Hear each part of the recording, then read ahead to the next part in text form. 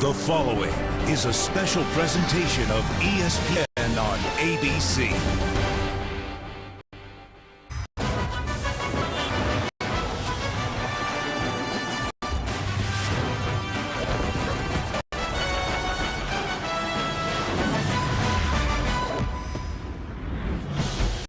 Welcome to Saturday Night Football on ABC, presented by Wells Fargo. Tonight, from the banks of the Red Cedar, East Lansing, Michigan, Spartans Stadium for the first top 10 matchup of the season.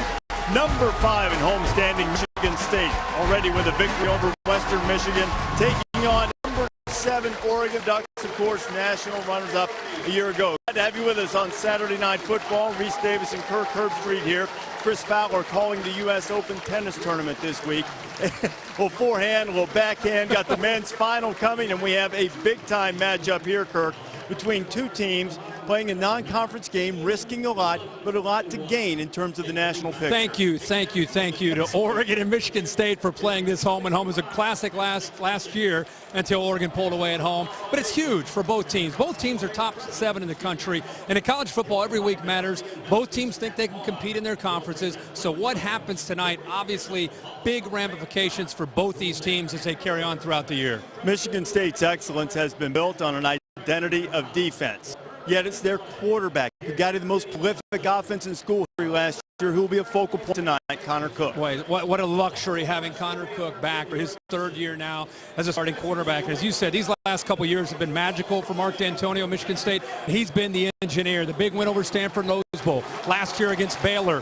His leadership is important tonight in this kind of game. Also, just his ability to recognize coverage, be able to look into the eyes of a very young Oregon secondary and try to be able to exploit them. He's got a great group of wide receivers. I think Connor Cook could be a big key in this football game if Michigan State ends up winning it. Even on this big stage, Michigan State knows exactly what it's getting with Connor Cook. He's got a Big Ten championship on his resume. Oregon, on the other hand, Vernon Adams coming in here. This is why he transferred to Oregon, but this is his first experience on this kind of stage. There are some people that say, okay, you play quarterback at Oregon, he's a Heisman candidate. And there are others that say, we don't know yet. Let's see him play. You notice he's wearing a glove. He has an injury on his index finger, his right hand. First time he's ever thrown while he's been in Eugene wearing a glove. So we'll keep a close eye on that. He's got a ton of ability, very athletic, a terrific group of wide receivers. You look behind me, you see a lot of speed. And if you're an Oregon fan, you'd say number 6, Charles Nelson. He's going to play tonight, and that's a difference maker that they add the perimeter. Royce Freeman in the backfield. Let's just see if Vernon Adams can settle into this atmosphere. He's never been in this kind of setting despite all the games he's played at Eastern Washington. I'm excited to see how he runs this offense. You know, it's a little bit different when they start chasing you and starting to tackle you. You just see Sparty, but during the pregame warm-ups, Vernon Adams appeared to be really loose. The Ducks ready, and we are too, for a little Saturday Night Football.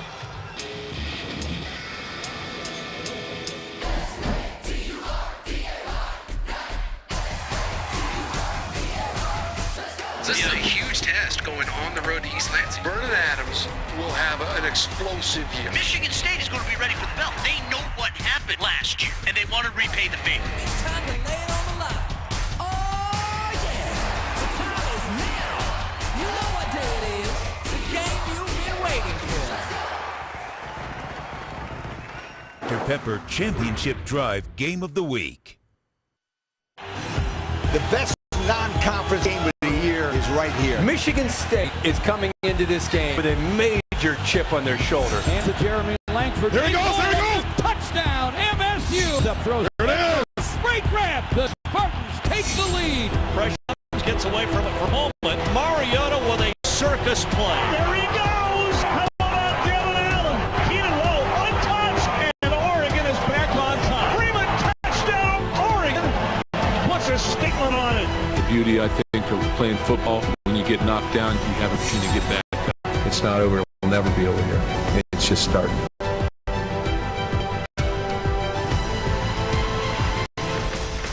Well, Michigan State did get back up. We're just about set to tee it up here in East Lansing. It is a beautiful night for football. Temperature in mid-50s.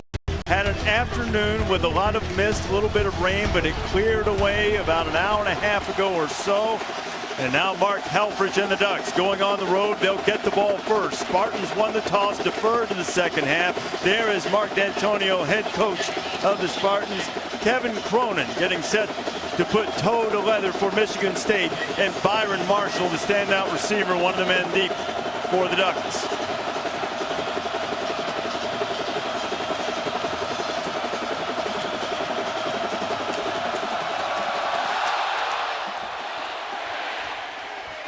Underway, and Marshall will take a knee in the end zone. Ducks get it on the 25 as we say hello to Heather Cox.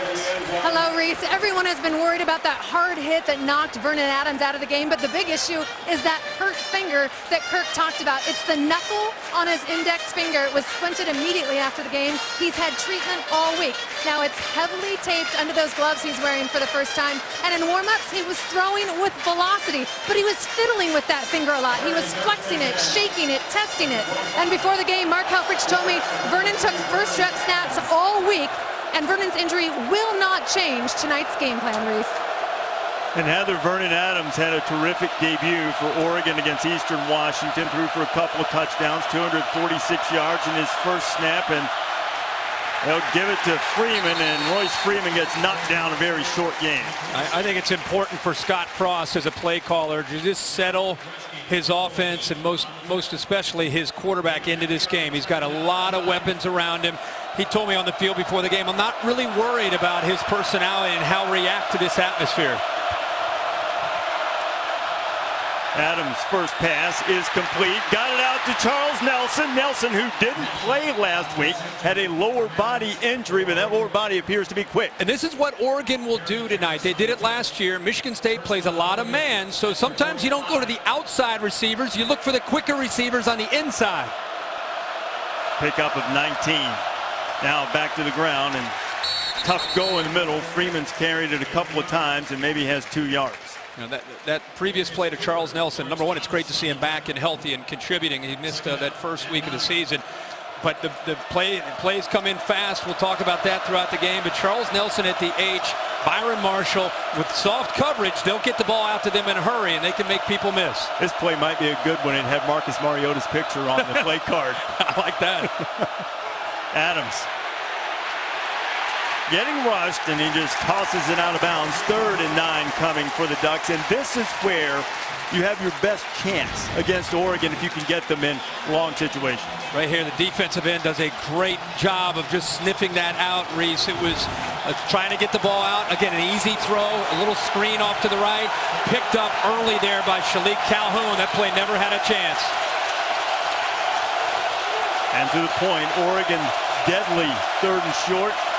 Not quite as proficient on 3rd and long. Adams, nice grab out of the backfield, and Freeman will have the first down. So Oregon executes very well in good sticky hands from Royce Freeman. You dump it off to your back, and now they're really going to go tempo. But he's got almost a convoy of 3 blockers in front of him. A big tight end in Bayless and 2 receivers did a good job with the perimeter blocking. Pac-12 offensive freshman of the year last year. He had again. He's running through Spartans and driving inside the 40. A pickup of 7 or 8 on first down. And Royce Freeman last year had a great freshman year. He looks stronger to me. Watching him last week, and it was only Eastern Washington, but as a sophomore, expect even bigger things from him in this offense.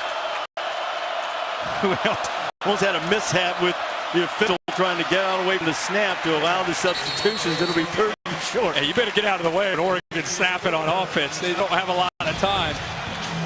The official, you better come on now, big fella. Come on. It's been a long night. They're looking at this football. The Pac-12 crew on the field. You know, you've got to get in there and have the quick feet of the plyometrics in the offseason. Be ready. Another 3rd down opportunity for Vernon Adams. Flags fly, and I want you to notice too, Kirk, as you heard the whistles and the flag, it looks as if there's going to be a false start. Prior to the snap, false start, number 62 on the offense. 5-yard penalty, named 3rd down. Penalty called on Pearson, but lined up to the near side on that last play was Devin Allen. You see him getting rib. Devin Allen, who hurt his knee on the kickoff return against Florida State in the Rose Bowl. Down at the bottom of the screen. So you have Nelson back, you have Allen making his first appearance this year as well. Adams escapes a little trouble, throws it to the outside, and there's Nelson again making a grab. First down, Ducks. And right here, he took a little peek quickly to his left, and in fact looked at Devin Allen, came off of him in a hurry, and there's the athletic ability, but instead of just taking off and running, he gets out of the pocket, buys a little bit of time, and then makes the throw to pick up another first down.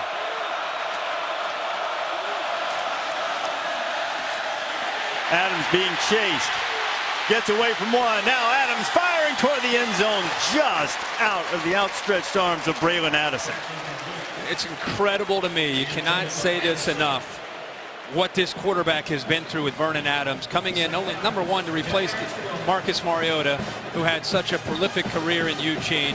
He's been on campus for 3.5 or 4 weeks to learn that. All these cards, the tempo, the speed, and he's in it running this offense in East Lansing against one of the best defenses in the country. Running back is Kenai Benoit. Nelson gets it out in the flat. He's got a couple of blockers. Nelson spins his way down close to the 20-yard line. Another good pickup for Charles Nelson, stopped by Darian Harris. How much did they miss Charles Nelson? You know, to see him back, 3 catches on his opening drive, 42 yards, and I love the blocking out in front, staple of this offense.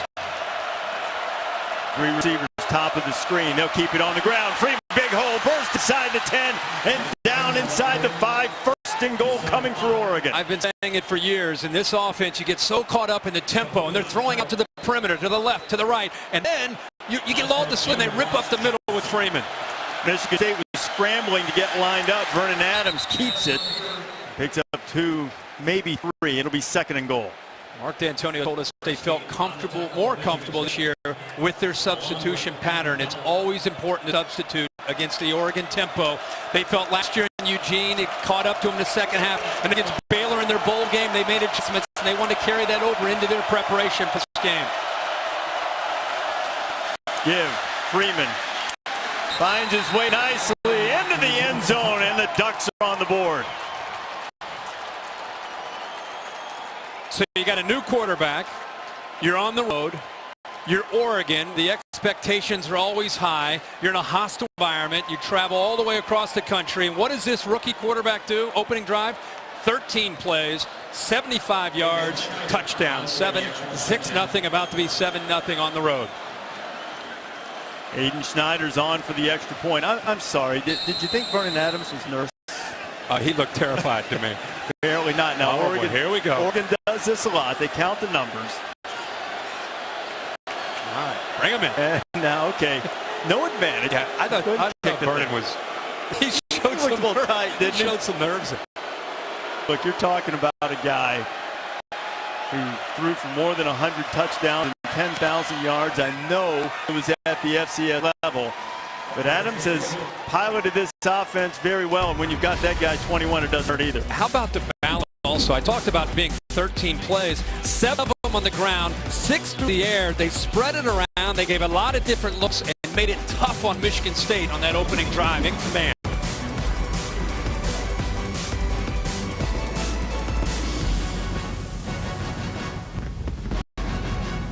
And now Connor Cook awaits his turn. 7-0 our score. Oregon took its opening drive with 75 yards. They didn't have one of those patented 2-minute drives that they typically put out. Nearly half of their touchdown drives last year came that quickly. This one a little under 4 minutes, but it was the height of efficiency. Vernon Adams converting twice on 3rd down, and Charles Nelson with 3 catches, 42 yards, all of them resulting in first down. So now Oregon will kick it off. Matt Wogan, the kickoff specialist for the Ducks. And deep into the end zone and being encouraged to stay put is R.J. Shelton. So now Michigan State will start at the 25. What about that duck drop? Chip Kelly's got to be sitting in Philadelphia really happy watching this. This is exactly the way he would draw it up. You get the ball to the outside as quick as you can. You get the tempo going. There's a scramble on 3rd down. They find Nelson to keep that drive alive. And then the big fella, Royce Freeman, gets across the goal line and into the end zone to finish off that 13-play drive and a touchdown for the Ducks. Exactly the way they wanted to start this game on the road in this environment. And I think Vernon's knuckles okay too, apparently. Yeah. Connor Cook at quarterback for Michigan State. Spartans will keep it on the ground. Madre London racing into Duck territory, running over an Oregon defender. And that's a quick strike way to start. And the Spartans answer by immediately going into the red zone. Chris Cisse saved the touchdown. Well, Dave Warner's got to be proud. You work all week to come up with your favorite plays. Look at this. I mean, Brian Allen, the left guard, had no one to block. That play opened up so well. The left guard had nobody to pick up. And I'll tell you, we want to know about London and the speed. I'll give you an idea right there. He hit that crease in a hurry and picked up huge yards. He had 59 yards in the last game against Western Michigan. 62 on that carry. Worked well once. Go back to him, but this time the Ducks stop him for virtually no game. Kristen French with the stop. And as much as we talk about Connor Cook and the experience, at the end of the day, it's still Michigan State. And Michigan State is about an offensive line and running the football. They've had a great legacy here for a long time. But the problem is they've lost Jeremy Langford, and right now Mondre London kind of leads a committee of backs to be able to step up and fill the void. But they need to run the ball tonight against Oregon. London taking a break, so they're sending freshman L.J. Scott in, 7th-ranked running back in the country, according to ESPN. Connor Cook, play fake to the end zone. You know who he's got. Josiah Price, touchdown Spartans.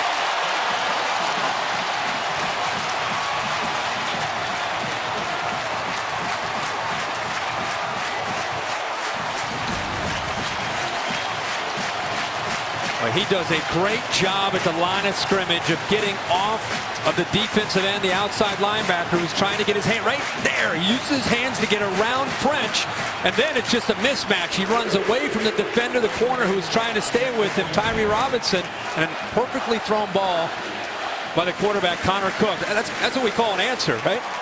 That was pretty quick. How about the role reversal here? Both teams go 75 yards for a score. The Ducks take 13 plays. Michigan State takes 3. Old Sparty's got it locked up at 7.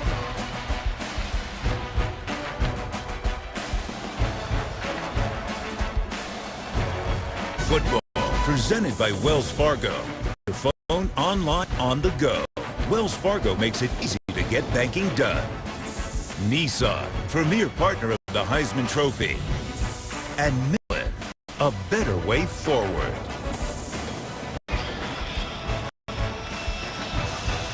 Aerial coverage provided by Goodyear. Everything Goodyear has learned, making tires that go the distance, inspires what they roll into yours. Goodyear, more driven, the official aerial provider of Saturday Night Football. The official aerial provider of Michigan State football is Connor Cook. He just spun out his 50th career touchdown pass. Hit Josiah Price. We were talking to Connor yesterday. Red zone, why would you not throw to Josiah Price every time? Look at the contrast in the two drives. Very, very different from what we've seen in the past. Although Michigan State, team that used to win with defense and special teams and field position last year, became a different team with their ability to score points. Byron Marshall chased back into the end zone, and this time he'll bring it out. Marshall went for a little crease. Now he breaks it back, and he's got room. He's got room and some help on the outside. Marshall couldn't quite turn the corner to take it to the house, but a terrific return by Byron Marshall. And that's when you play Oregon, you have to be concerned not just with defending them on defense, but on special teams because of guys like this. You get their football in the hands, a great block there by the big tight end, Evan Bayless, and then that's just athletic ability and vision. He's a former running back, ran for over 1,000 yards 2 years ago, 1,000 yards receiving last year. He knows what to do with football when it gets into his hands, and that time he found a crease in the backside, almost got to the corner, and took it all the way to the house. Well, Kirk, he's the only guy in Pac-12 history to finish season with 1,000 yards rushing, and then the next one, 1,000 receiving. Charles Nelson appears to be on his way, maybe not to 1,000, but on his way to 100 with this catches tonight. There is a theme that's been established here at Oregon, and that is the perimeter blocking. The Michigan State secondary is not getting off of these blocks from these wide receivers. That's why there's such room to run. Freeman kicking and pushing his way until Joel Heath knocks him down after a pickup of a couple. And one of the most challenging things in defending tempo and spread, and especially with the way Oregon does it, is you've got to deal with the horizontal stretch of the formations and how they continue to get the ball outside, and then the way they can still hit a crease and get vertical in a hurry. Adams left it, and the ball's on the ground. Freeman put it down, and Oregon was able to jump on it. But a big loss. Joel Heath, who made the last tackle, knocked that one loose. But I believe it was the Notre Dame transfer, Matt Hegarty, who jumped on the ball for Oregon. And that's the answer as far as if you're Michigan State. How do you stop them? Go to the left, they go to the right, they rip it up middle. You get penetration. You bid it, you win it against the offensive lineman, and you get penetration. Vernon Adams needs 18. He's going to get nothing like it. Michigan State's defense rising up. Jaleel Calhoun is the guy. See, that's where you wonder how he's going to respond. They rush 3, they drop 8. He's looking at his primary. Right away, he sees nothing but green jerseys, nowhere to go with the ball, and he's got to eat it. Michigan State on 3rd down. If they can get Oregon to 3rd and 7 plus, obviously huge advantage, and especially against a quarterback that's only on the campus for 4 weeks. Oregon fans, I would like to introduce you to Ian Wheeler. You haven't seen him this year because this is his first punt of the year. And it was not necessarily very good. After that great introduction. Yeah. Ian hasn't had a lot of practice. No. He'll need better ones than that. Sparty, good field position.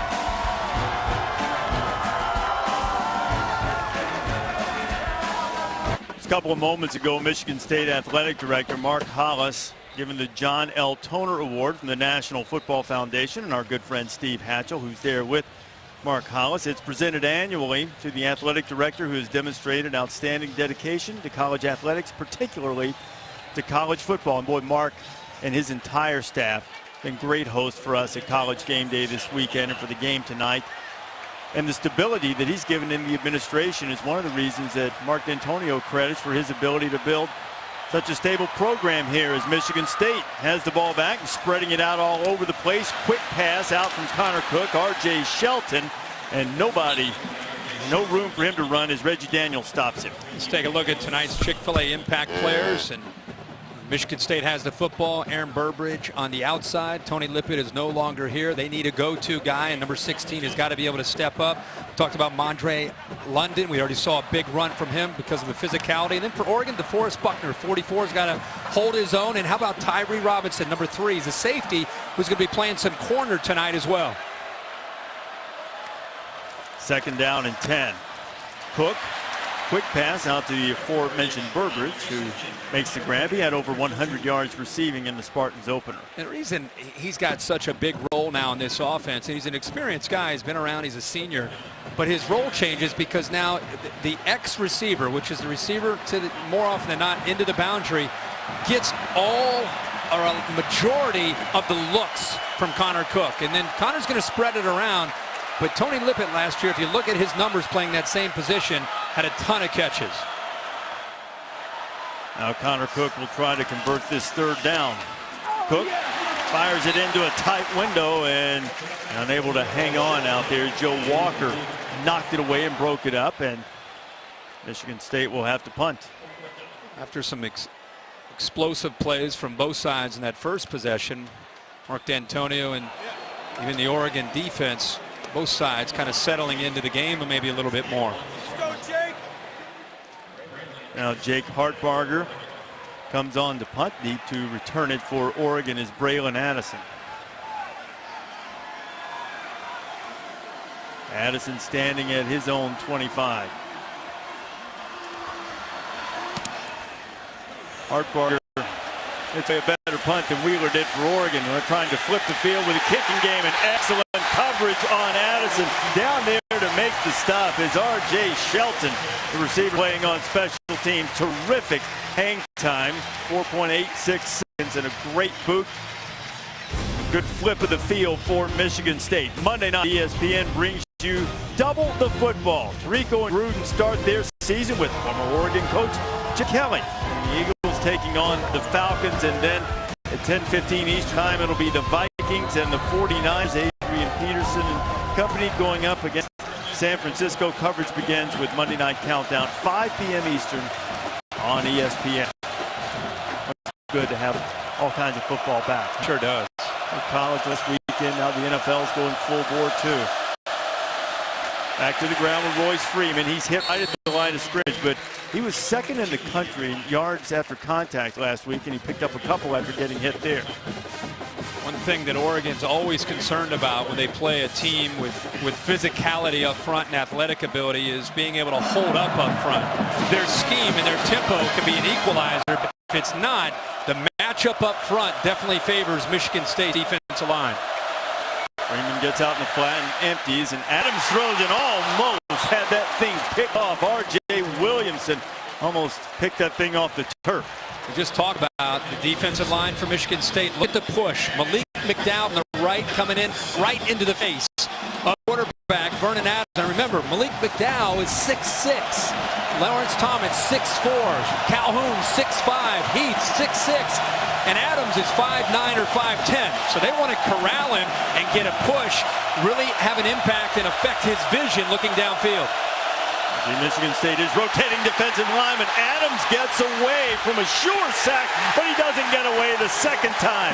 Staying after it was Chris Fry, and he also got a little help there from Demetrius Cooper. A good defensive play from Michigan State will force the Ducks to punt it. You know, they showed blitz. He's going to come in from the left. They showed blitz, and then they disguised it, and they only brought 4, and they confused the offensive line in a great effort of not giving up because, as you said, Fry missed him initially, but got up, came back to get the pressure. Didn't that initial escape remind you of the Mariota play last year on third down? Yeah, turning point of the game. But the result did not change, and another short punt from Wheeler and a bad bounce for the Ducks as it goes inside the 40. We'll show you the Spartans stop, but first we check in with Cassidy Harbaugh.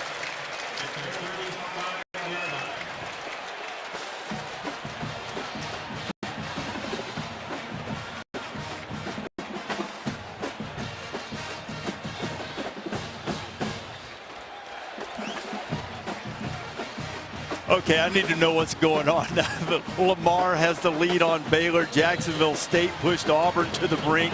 Toledo beat Arkansas.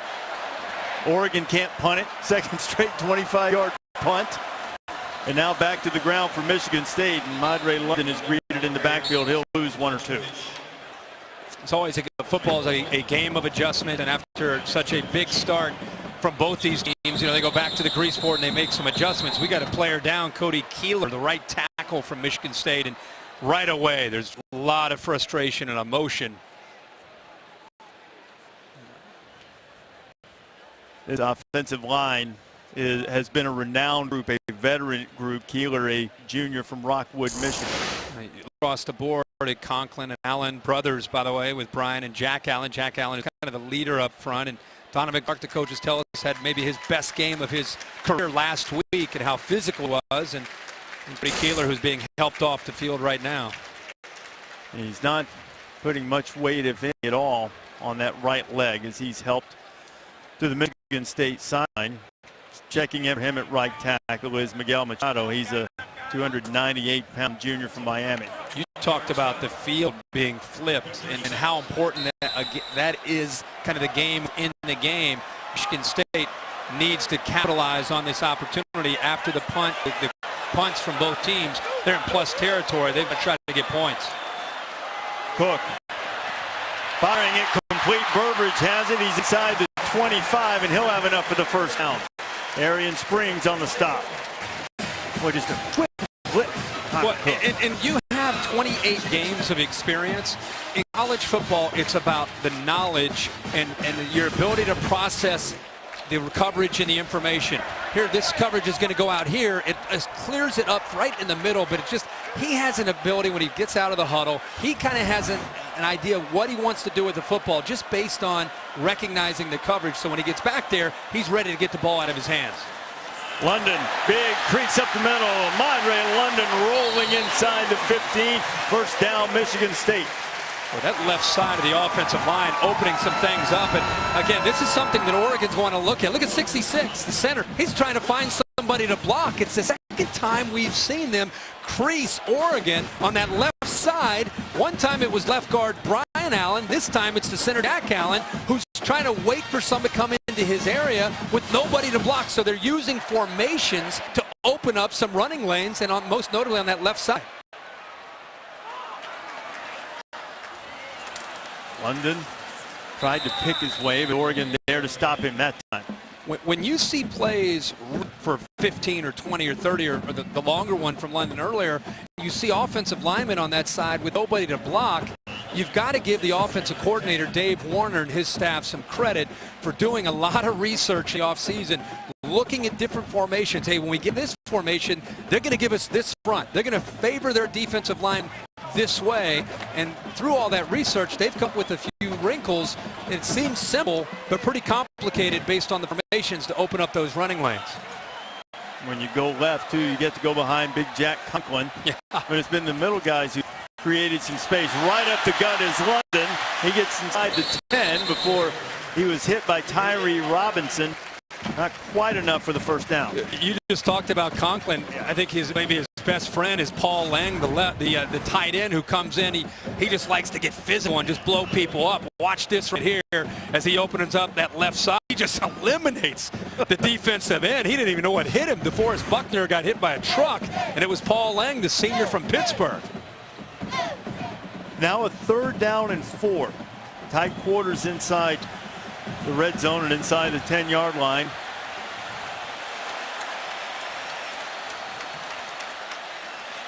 Michigan State has put Damian Terry in at quarterback. He's a good running threat, but Oregon is ready for it. They sniff it up, and Tyson Coleman knocks down the sophomore dual threat quarterback as Spartans tried to get a little tricky there. They get a little bit tricky, but this guy right here, Coleman, he sees this in practice all the time. So he gets off his block, not worried much about the tight end, and then out in space against the athletic Terry is able to make that play. They tried, as you said, every once in a while, Michigan State will try to slip something in and catch you off guard. Oregon doing their own homework in the offseason. Good job of being prepared, and a nice job in even field by Coleman. Michael Geiger trying to put the Spartans on top. Short field goal up on the way, and it is no good. From 28 yards out, Helfrich's defense coming up with a play on 3rd down and then having it pay off with blown chip shot field goal. And when you're on the road, you need things like this, right? You need to have things go away. This is something that typically you're not going to see. I mean, Geiger's going to make that. And I think Oregon catches a break. You talked about the sequence of punts, the way the field was flipped. Big opportunity for Michigan State. Not only did they not come up with a touchdown, but with Geiger missing that field goal, Oregon gets the ball back at the 20 now with some room to operate. We've had a little shakiness in the special teams game. Some really short punts from Oregon and the missed field goal from Michigan State. Oregon's had a couple of punts at 25 yards, their first 2 punts of the season. Now Vernon Adams goes back to work with a minute and a half, just over that, left to go in the first quarter. To the ground, Royce Freeman picked up a little over 2. Last couple series for Oregon, even though they started great with that opening drive of 13 plays, the last couple up front, Michigan State starting to get traction. This is where you got to get the ball out on the edge again and throw those quick passes to those receivers. Adams instead taking a shot, getting his man out there, and it's intercepted, fought away and stripped away by Monte Nicholson. Nicholson with a tremendous individual play to just take the ball away from Charles Nelson. Everybody that plays against Michigan State in this press quarters coverage says you got to attack the inside coverage, man-to-man from the safeties. Nelson gets behind him, but the ball is underthrown. You can see he's lost at that point. He just happens to turn and just pull the ball away from Charles Nelson because the ball was not thrown in front. Great athletic play by Nicholson, but he caught a break by the football being underthrown. And that's the spot that Oregon's got to be able to capitalize, man-to-man, a wide receiver against a safety in coverage. Nicholson was a guy, Kirk, who said he wanted to reinstitute the no-fly zone of Darqueze Dennard and Trey Waynes. He lived up to it by making the pick. And a terrific play to set up Michigan State. Great field position at the Oregon 30. Now Connor Cook going to strike, fires it into traffic and too high and incomplete.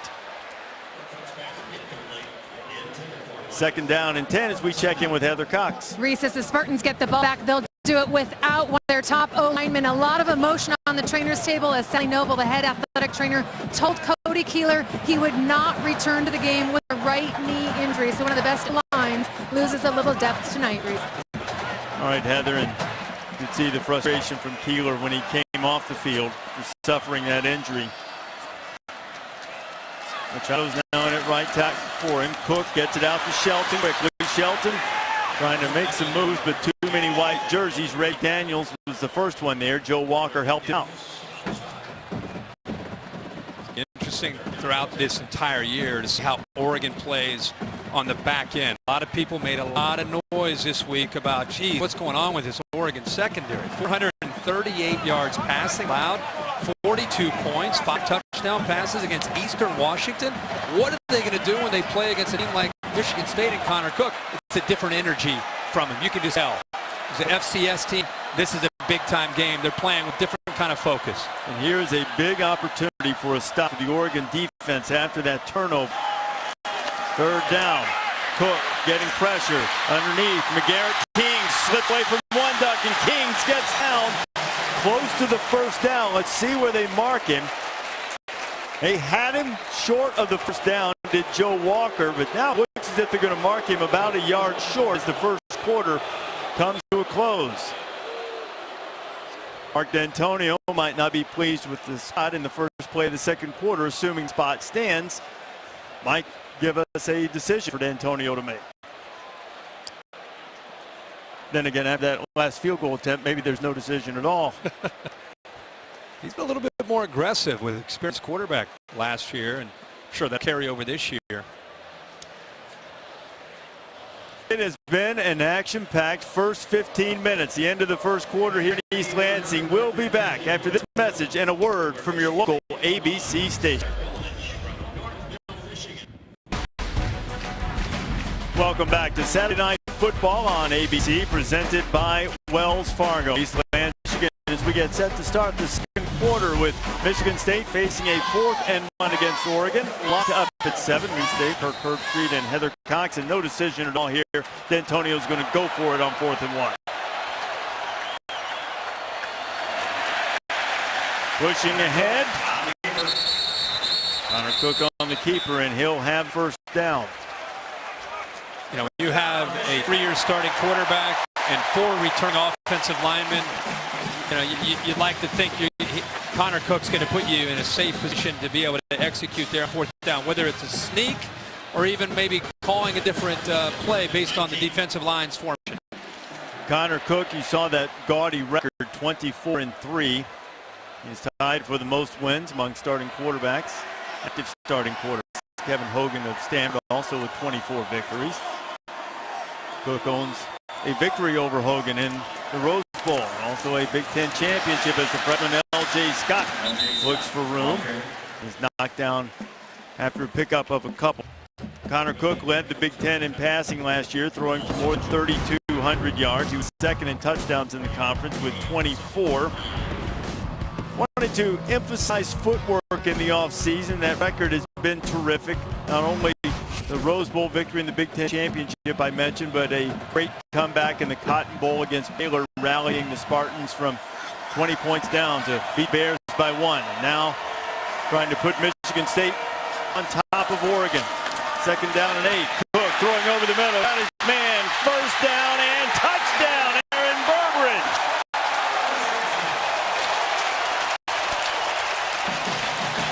A 17-yard strike. Now we'll take another look and see if he got in before he went down. They signaled touchdown and gave it to him. Burbridge stretching. Touchdown. Yeah, his knee never touched. And Reggie Daniels with a missed tackle there. He has a chance to stop it about the 3 or 4 yard line, but momentum and speed, he ran right through the tackle of Daniels and into the end zone. But great patience from Connor Cook that time to wait for his man to get into a position where he was clear with his passing lane, put it right on the money. That touchdown was set up by the turnover. The second interception by Monte Nicholson of his career. See right here, he waits for him to be clear. The linebackers blitz, so it opened up the middle. We talked about Burbridge, how he's got to be able to step up and become the guy without limping. He's starting to really, I think, get into a rhythm here early in this game. And the Spartans offense with their second touchdown.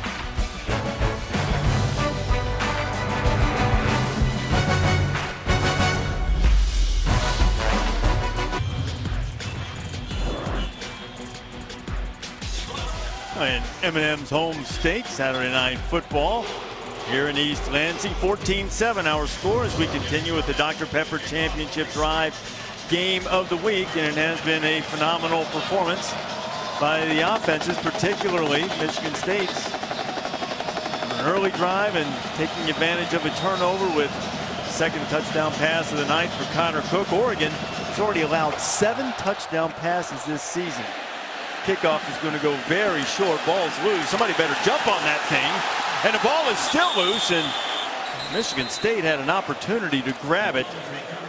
And Oregon averted disaster thanks to Christian French, ordinarily a pass rusher, and that time using the good hands. ESPN College Football stream every game live at home or on the go. Just download the Watch ESPN app or visit watchespn.com. We had that baby rolling in the bus to go with the monitors today to keep up with all the games. There's some crazy stuff, even though it seemed like a quiet window. There's some stuff going on. That's when they get you. Exactly. Nothing's going to happen today. And next thing you know, Jacksonville State's up on Auburn. What happened? Find that game on the Watch app. Vernon Adams right through the hands of Charles Nelson, and after an impressive drive early, Oregon's been slowed down lately. That's what I would do. I think right now, you see that first drive, they got the ball out on the edge a lot, and Charles Nelson had a lot of plays. Since then, they've tried to do it, but I don't think enough. And you're starting to see Michigan State moving around, see the stemming and the moving, starting to create some confusion up front. Going to try it again. This time Nelson sure-handed. Nelson's explosive. He has just about first down yardage. Monte Nicholson gave him a shove just as he got close to the marker, and they're going to spot it right on the chains, and they'll move him for a first down. You know, those last 3 drives, I think if you go back and look at it, you'll see that Michigan State's defensive line really asserted themselves. And I think we said it last drive, the answer is getting the ball out to the edge to Nelson and others and let those receivers block and pick up quick yards. Then you can go back to the inside running game with Freeman. Nelson now coming in motion. Royce Freeman. One man to beat. He slips inside him, and a sure tackle hanging on Viante Copeland. The freshman defensive back stops him after 17. There's Scott Frost. And I think that's what Scott's looking at right now is how can we, because with this offense, even though they've been stopped 3 in a row, it's still, it's like a fuse. It can go any moment, and it's just a play or two that can spark it. Adams pumps. Now flips it out on a little attachment play. Nelson has it again. He steps through a couple of Spartans and gets inside the 45. Another first down for the Ducks. Remember when LaMichael James was in this offense, and even though he wasn't a receiver, but every time he touched the ball, you just kind of held your breath because they found little creases and little ways to be able to get him the football. That's what Nelson reminds me of. And the other receivers are all very talented, but he's got a different gear when the football's in his hands.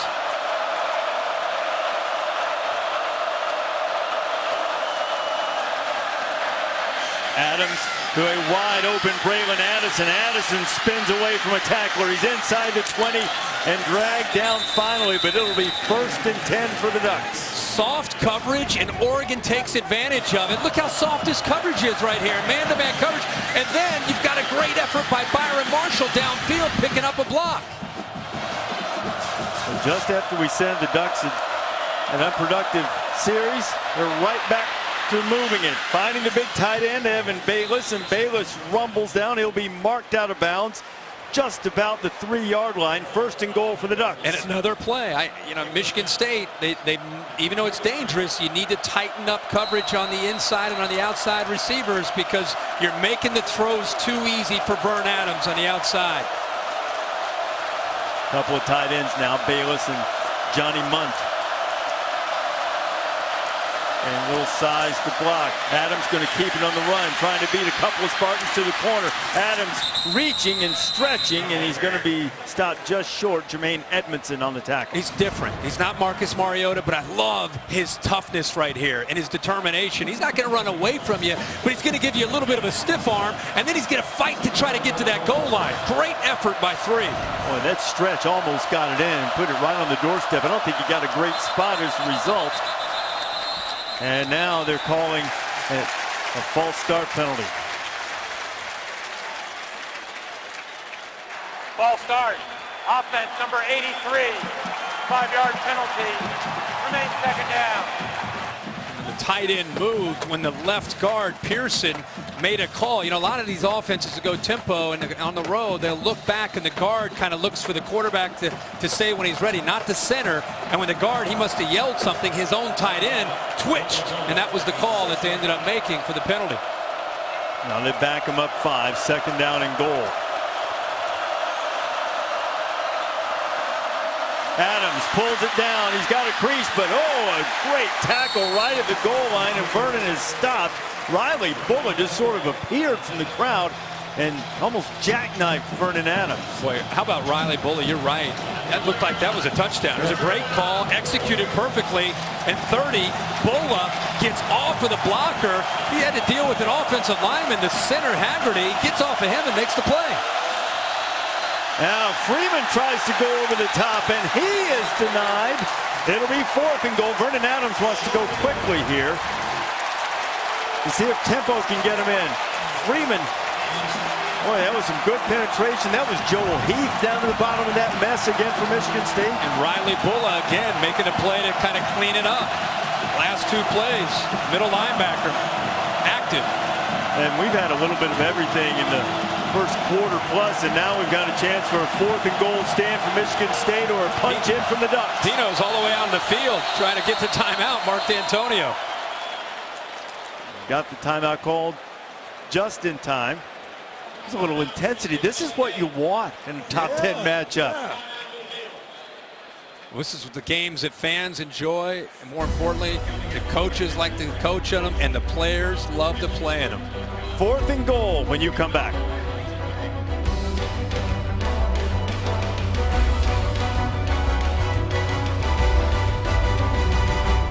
Saturday Night Football, presented by Wells Fargo. Brought to you by Buick, proud partner of the NCAA. Chick-fil-A, we didn't invent the chicken, just the chicken sandwich. And Xerox, work can work better with Xerox. Oregon with a 4th and goal at the Michigan State 1. What play are you running? Well, for years in this situation, we've seen the quarterback run game be a big factor, where you fake zone read to Freeman, to left or to the right, and then the quarterback usually would come the other way. Adams is a tough runner. Let's see if they go that route. Well, it's Freeman in the backfield with Adams. Vernon sending Marshall in motion. The give is to Freeman. Freeman pushing to the goal line. Michigan State thinks they stopped him, and they did. Riley Bullock, John Reschke, and Antonio's defense rises up in the shadow of their goalpost, and frustration for Helfrich. And let's give Malik McDowell a lot of credit. Right, you'll see the push right here, number 4. And on 4th down goal, that's what you want to see right there. Look at that. That is a 6'6", 275 defensive tackle, pushing it into Freeman's face. And the play was so slow and developing because of the penetration by McDowell. Freeman did the best that he could to try to fight to get to the goal line. But McDowell and the linebackers cleaned it up. But the big fella deserves all the credit. Man, he put Matt Haggerty on roller skates. Driven him to the other end of the field if he had had time. What a play by McDowell, a guy they say that can take over and dominate games when he chooses to. Played his best game as a Spartan last week against Western Michigan. That might have been his best play as a Spartan. Yeah. That's what these players know and these coaches know, that when their defensive line plays with a high motor, and I'm talking about Lawrence Thomas, number 8, Malik McDowell, 4, Joel Heath, Shalik Calhoun, who always plays with a high motor. When they're cranking, it is really tough for any opposing offensive line. And Michigan State has every tight end on the roster in the game and also a fullback. So it looks like they're going to try to blast it out of there. And you don't want to dance sideways too much down there and give up a couple. Rodney Prevost was there to knock down London before he could even get started. Now third down. Both of these defenses have been able to answer the bell. Tremendous goal line stand by Michigan State, and after getting creased in the running game right out of the gate, Oregon's defense has played much better. That time we saw McDowell make a play, and that time on second down, another big defensive lineman, this time for Oregon. It was DeForest Buckner. He just blew up that play, and play never had really much of a chance at all. Third down, Cook needs 9. He also needs to get rid of it before he gets hit. He found a security blanket, Josiah Price, a man who has a touchdown tonight, and this guy just has a knack for getting open. He does again. First down, Spartans. Now they bring a late blitz from Rodney Hardrick right here, the middle linebacker, but the great protection, and as you said, he gets separation. And he's kind of a sneaky, fast tight end. Got size at 6'4", 252 pounds, but I just think it's a familiarity and a comfort level that he has, whether it's in the red zone or on third down and 5 to 8. 82 almost always is in range when Connor Cook is looking for a guy to make a play. Now a little breathing room. I'd be surprised to see him take a shot. I wondered if they would out of their end zone a moment ago. Short pickup on first down as we check in the studio with Cassidy.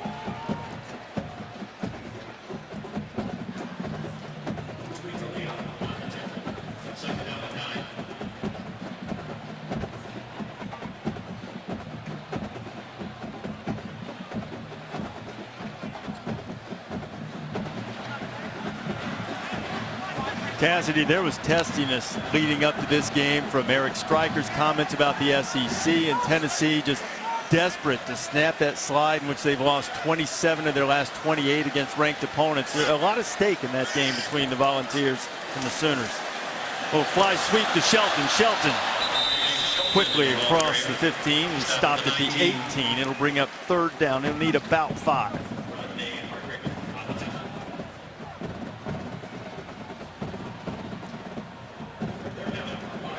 Vernon Adams couldn't get the Ducks in the end zone. And boy, he was so close on the one run. Stretched the ball toward the plane, stopped. And Michigan State's defense built the wall. Now Connor Cook, who's hit 2 out of 3 on third down and just converted a third down from out of his own end zone, needs to get another.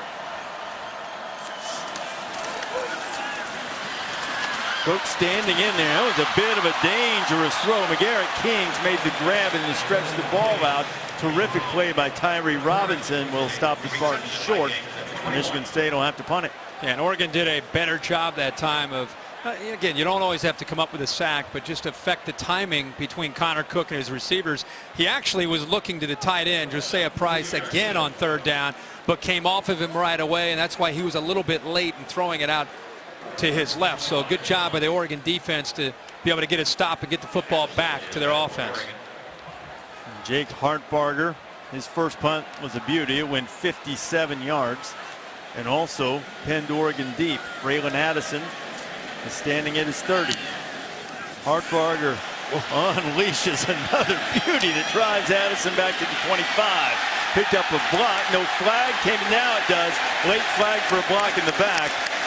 On the initial helper for Braylon Addison, he got the return across the 42. But for all indications, that one's going to come back. A 53-yard punt, a 15-yard return, but we'll have to check on the laundry. During the return, illegal block on the back, number 26 on the return team. 10-yard penalty, first down. That was Khalil Oliver, who got nabbed for the block in the back, so Helfrich's team will have to back up. 5.5 to go in the first half. Ducks down 7. And now it's time for tonight's Aflac trivia question. What two schools have had repeat Heisman Trophy winners? And by repeat, we mean different. Obviously, Archie Griffin, the only man to win back-to-back Heisman trophies. What we mean here, two schools that have gone back-to-back with the Heisman, but with different Heisman Trophy winners. Got it, Serby? Well, we were thinking, we're working on it. Yeah, between who has a bunch of Heismans, Notre Dame, USC, and I was thinking back to like Charles White and Marcus Allen. Can't remember if they were back-to-back or not. They were separated. Reggie Bush, Matt Leinart. Yeah, and then you get into that issue, and I would think the logical guess would be Notre Dame in the early days as Vernon Adams is firing for Wayne Stanford. It's incomplete. Adams, if you didn't catch his story at the top of the broadcast, a graduate transfer from Eastern Washington, a great career there where he took for more than 10,000 yards and 110 touchdowns. Wanted to play on the big stage. Followed Marcus Mariota. Short completion on second down. Had to pass a math class that put him in camp a few days late. He did that to finish his requirements for his degree. Has picked up this offense quickly, and up to this point, here in Spartans Stadium, a raucous environment, he's done a terrific job. He has. Now he needs to avoid mistake here in his own territory on third down.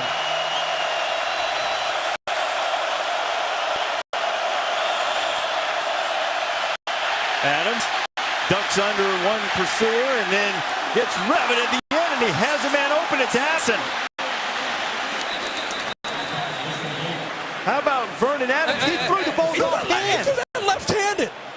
That was not jumble pass like we saw Mariota do last year to Michigan State. This is a left-handed throw. I'm just going to throw it left-handed. I'm just going to work. I'm going to work with my right to keep you off me, and I'm just going to throw it out there with my left hand. Of all the accolades I just gave Vernon Adams, who knew he was ambidextrous also. Right. Now Adams uses his right arm and tries to put him to seam, and he's picked off for the second time tonight. R.J. Williamson, and that one was ill-advised, and that is the mistake you were just talking about that needed to avoid. Yeah. It makes the big play, the play that a lot of people are going to be talking about for a long time, and he comes right back, and he just stares his receiver down. They flood it to the right, and they're trying to catch the Michigan State defense napping, and he just underestimated or didn't see R.J. Williamson. From our vantage point, Williamson saw him all the way, so Oregon has turned it over twice. The last time the Spartans forced a turnover, they cashed it in with a touchdown. 4:22 left in the half. Time now to answer the Aflac trivia question. What two schools have had repeat different Heisman Trophy winners? I was up here reciting and counting backwards, and all of a sudden it hit me. Army, but I thought it was USC, and if not for the Reggie Bush. I can't believe you didn't have Yale. I should have had Yale because it's only the second and third Heisman trophy. We should have gotten that one. Yeah, you know what? If we had more time, we'd be able to break down. We'd had to count back. That's kind of what we were doing. Yale and Army are the two as Connor Cook's pass is complete the verbiage. This is part of the growth of Vernon Adams. Again, a staple in this offense, something we've seen a lot of, where they kind of pump fake right here to get the defense to come up, and instead of going here, they actually go there to try to get it thrown to the outside, and he ends up stepping up and just throwing it, not seeing the safety who just watched him the entire time. Cook pulled it out of L.J. Scott's belly and then rifled a dart right into Burbage's midsection. As you see here, Adams, who had 2 picks. He had 4 games in Eastern Washington with multiple interceptions. The Ducks got a little bit spoiled. They only threw 4 interceptions all of last year and threw a couple already in the first half tonight. They were plus 23 last year in turnover margin, which was #1 in the country, and a big part of the reason that they enjoyed such a great run last year. The Spartans with a 14-7 lead, an opportunity to stretch that advantage here late in the first half. Back to the ground, patiently running and getting the first down is L.J. Scott. They describe him as like a bull in a china shop. He's learning some of the nuances of pass pro and things of that nature, but he is a gifted runner. He really is, and I think when you mix his power and size, and he's only going to get better with the left side of that offensive line, of course, by Jack Conklin, but that time we saw the fullback get involved, Pendleton, and also that third tight end, Paul Lang, who brings the physicality as well. When 83 comes into the game, you know they're looking to pop people in the mouth. And when 37's in the game, there's 83 to pop you in the mouth. 37's going to cut you. So you better be using your hands legally. It's completely legal. He's a devastating blocker. That time he takes on the block up high, and L.J. Scott runs through a defender and picks up a couple before Arian Springs gets him on the ground. Well, this is a different mindset. This is what Oregon knew coming into this game, was they're going to get challenged up front. And they feel good about, even though Eric Armstead is off to the NFL, first rounder from last year's team, because of the way they've recruited and developed, they feel as a group they've got a very good defensive line, and they feel they have some good linebackers. But this was going to be a litmus test to find out really how far they've come up front. Cook on the move. Fires it into a tight window to McGarrett Kings, and there's a flag coming in as Chris Cisse was working on Kings. He's grabbing onto his jersey, it looked like. Cisse got a lot of time last year. Pass interference. Defense number 12. Ball be placed in the spot of the foul. Automatic first down. They get the first down. Cisse got a lot of time last year after Ifo Ekpreolamu was injured. Yeah, here he is, just grabs onto the jersey. Easy call for the official. And I think, we just talked about their front and their linebackers. I think they're pretty sound. I think the real area where they're going to get challenged, not just tonight, but this entire year, is going to be in the secondary. And I think especially it's going to be at corner. And gave up 438 yards passing to Eastern Washington. Connor Cook going to try to get a big chunk here, but he threw it into traffic, and he is very fortunate, is Cook, that Reggie Daniels didn't come away with an interception. Surprised Reggie Daniels didn't come down with that interception. So now it's 2nd down and 10, inside 2 minutes to go in the half. Stay tuned for the BMW halftime report with John Saunders, Mark May, and Mac Brown. They'll have scores and highlights from a busy Saturday in college football, including now it's finishing up between Tennessee and Oklahoma. That's a tight one. Notre Dame's thrilling victory at the end against Virginia. Of course, really difficult to see Malik Zaire go down, and he was off to such a great start. 2nd down and 10 after the near miss for Michigan State. Cook. This time it is intercepted. He tempted fate a couple of times. That might have been a miscommunication, and it's picked off by Ugo Amadi. And Ugo Amadi, the freshman from Nashville, Tennessee, was sitting there waiting, and he hauls in the interception. So the first turnover of the night for Michigan State. They drop 8 in coverage, and they like to do that because they feel that it makes you have to really be patient as a quarterback, and it gives you tight windows. Receivers out here, he's going to work to the inside, and this is where the corner sits, and he's just going to drop back in coverage with his eyes on the quarterback, and it looked like Kings goes down to the inside, and he might have when he was breaking down his route, if you're a yard or two short or a little bit longer, you're not on the same page with the quarterback. And these are guys that have played together for 3 or 4 years. You would think that would not happen. Here's the eyes of Connor Cook reading and looking into that defense.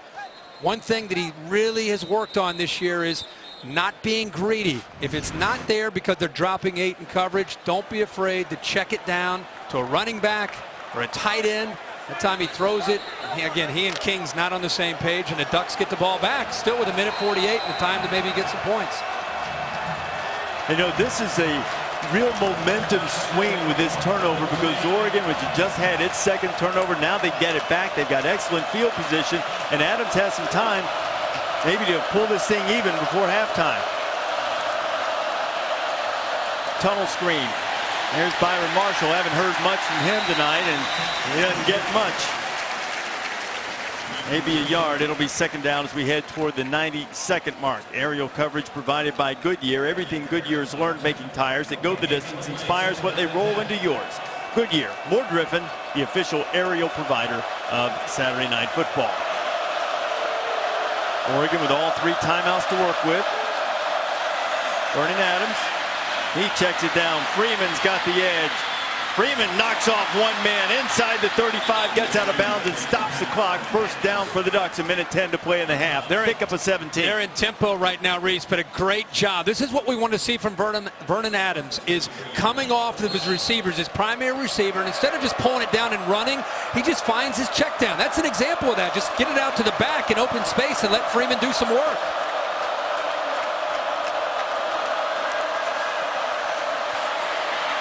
Adams dancing around, and he danced too long. Knocked down and sacked. Lawrence Thomas was the first guy there. Got some help from Craig Evans. And keep in mind, they have all 3 timeouts. Its defensive line is having their way up front. I mean, that's just men against boys. Craig Evans is a backup. He's a freshman out of Wisconsin. He goes right through Haggerty, the center. Again, the transfer from Notre Dame.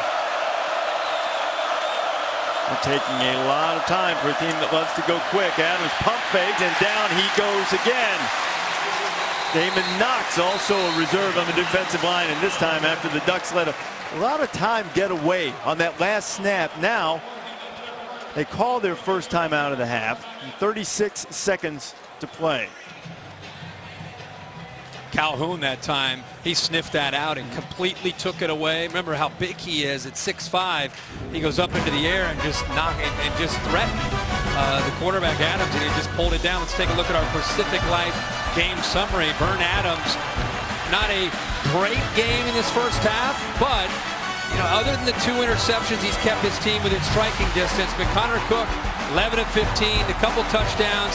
The ill-advised pass on the last time out where he threw the interception. This was a touchdown, of course, where Burbridge was able to extend and get into the end zone. But we're at that point in the game where these 2 quarterbacks and these 2 teams are kind of still just kind of trading blows back and forth.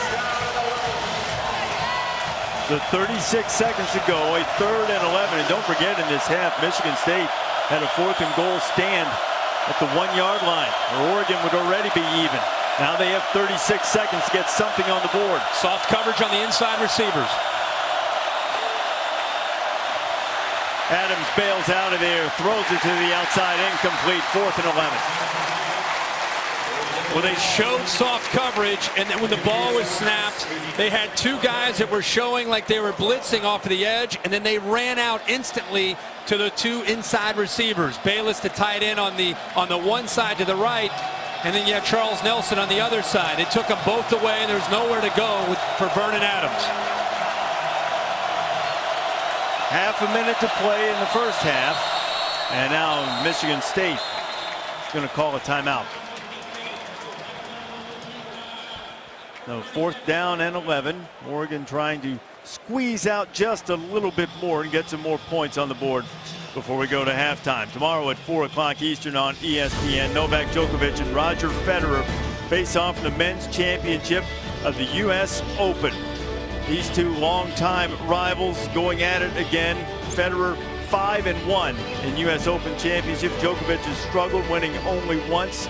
Will this be the time for Novak Djokovic to get his 2nd U.S. Open? You can see it tomorrow on ESPN. What we're about to see here is a 4th and 11 for Oregon. 30 seconds to play. What do you expect to see from the Ducks? I think Adams has had his most success when they've been able to get the football out of his hands quicker. And I think the guys that have been the go-to guys, mainly Charles Nelson. And I think the Michigan State defense is well aware of that. That's probably why Mark D'Antonio called the timeout. Keep an eye on number 6 and where he is lined up, because he's been by far the most productive receiver. To be perfectly clear, 30 seconds to play in the half. Fortunately for us and all of you, we've got a whole second half of this coming. Vernon Adams on 4th and 11, going to take a shot. Got a man out there. Byron Marshall was very well covered on the outside by Deontay Copeland.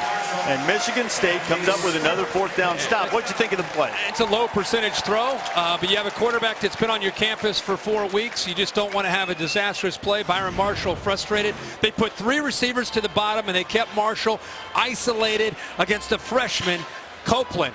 Copeland with him stride for stride. And I think Marshall's frustrated because he never really had a chance to make a play on the football. Well, the Ducks are going to go to halftime. You would think Michigan State's going to round the clock with only 7 points. The last 5 times they've gone to the half with 10 or fewer, they've lost. They're also 1-25 all time on the road against AP top 25. When was the last time they went into a half with 7 points or less? Last year? Again, I called. They're not going to let me come around anymore. It was the Arizona game that they lost. I'm getting out of the booth. I'm out of here. Helfrich and I get along so well, too. He's going to stop letting me come to the games. Exactly. Entertaining first half. Michigan State with a 14-7 lead. Coming up, the BMW halftime report. Heather Cox will speak with head coach Mark Helfrich of the Ducks right after these messages.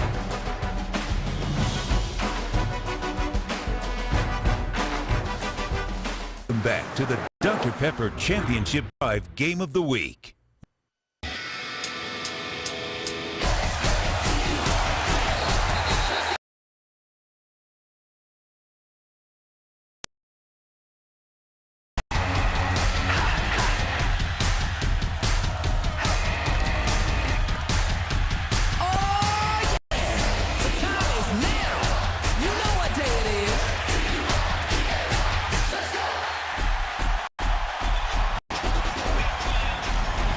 Welcome back to Saturday Night Football on ABC, presented by Wells Fargo. Just about set to start the third quarter. Spartans Stadium in East Lansing. Top 10 matchup between Michigan State and Reese Davis and Kirk Herbstreit here. Spartans with a 14-7 lead as we start the third quarter.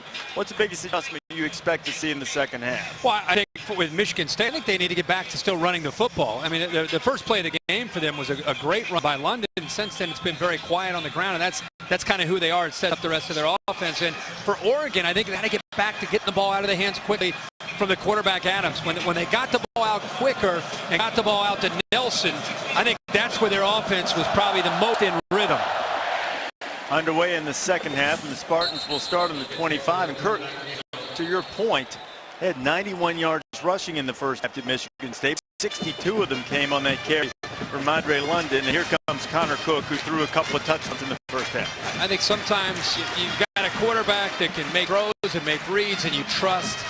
And I think you want to put the game into his hands. But at the same time, you've got a big, strong offensive line that you would think there's an advantage up there. I know coming into the game, they felt that they could establish the line of scrimmage and get their running game started. If they do, that really sets up the rest of their offense, and especially that play-action game.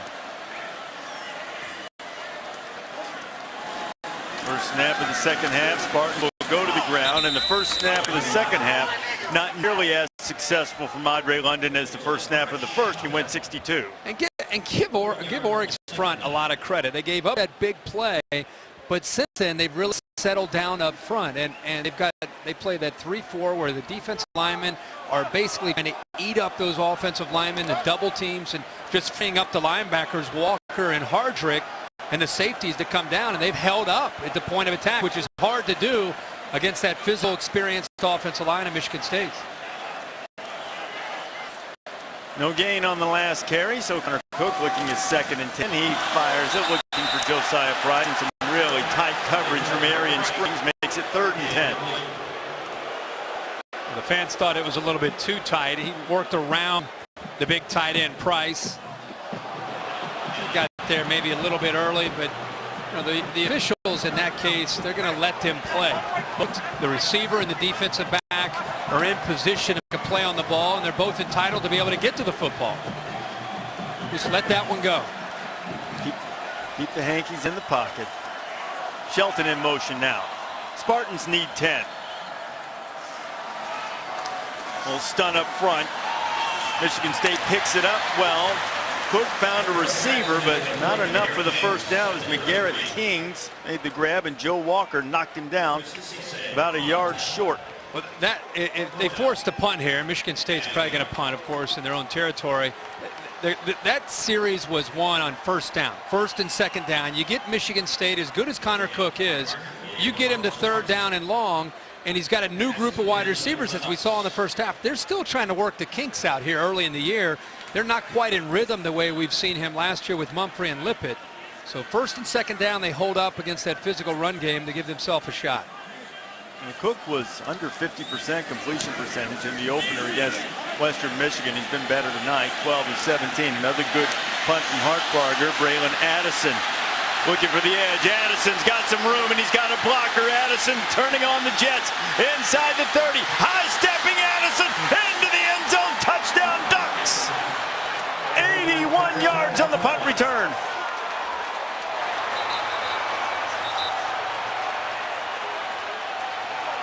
Monte Nicholson had a shot to get him and couldn't get him down. Yep, that's exactly right. He makes the first guy at 9, Monte Nicholson, right there. Little move, and then the blocks that set it up. They set the wall up, and when you give the Oregon speed a chance to work in the open field, and then great effort right there by the outside linebacker, Prevost, to pick up a block. Addison missed all of last season with a knee injury. He appears to be the picture of health. You know, the kickoff returns he talked about last week, and now a punt return. Second week in a row, the special teams hurt him.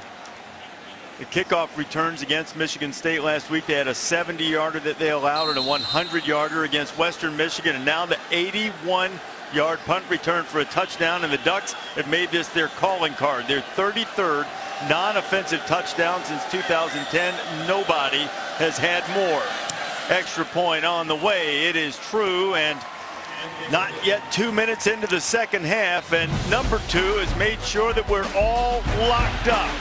An electric 81-yard return and great blocking from Crevo and the athleticism to finish it 14-all in East Lansing.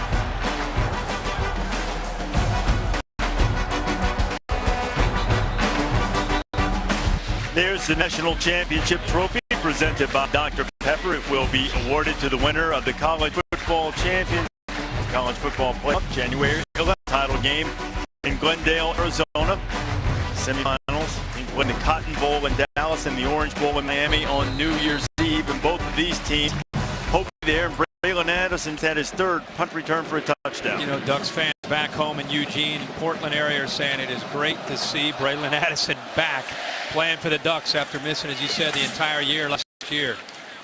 R.J. Shelton takes a knee as we check in with Heather. Reese, that was exactly how Coach D'Antonio didn't want the second half to start. I talked to him out of the locker room about what happened last year. They had the lead, they let it slide. He said, you addressed it in the locker room. The key is focus. He finished by saying anticipate the difficult by managing the easy. That was his message to the team. Now, as for how they created confusion against Oregon's offense in the first half, he said the key was not letting their tempo get to us. Really lining up well, adjusting well, and playing fast, not losing containment and communicating. That's what they want to continue to do here in the second half. Well, Heather, we've got a brand new game all locked up at 14 after that punt return, and Oregon has done a terrific job against the Michigan State running game. Just pure effort. L.J. Scott made it positive game, only a yard or 2. Monday night, ESPN brings you double the NFL football.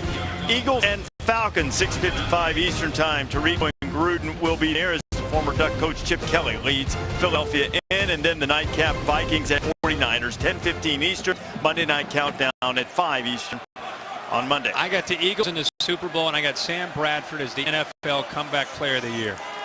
Wow.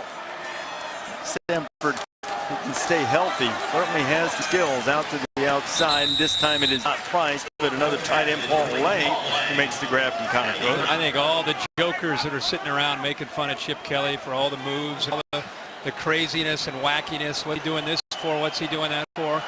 Let's let the season play out and see how it goes.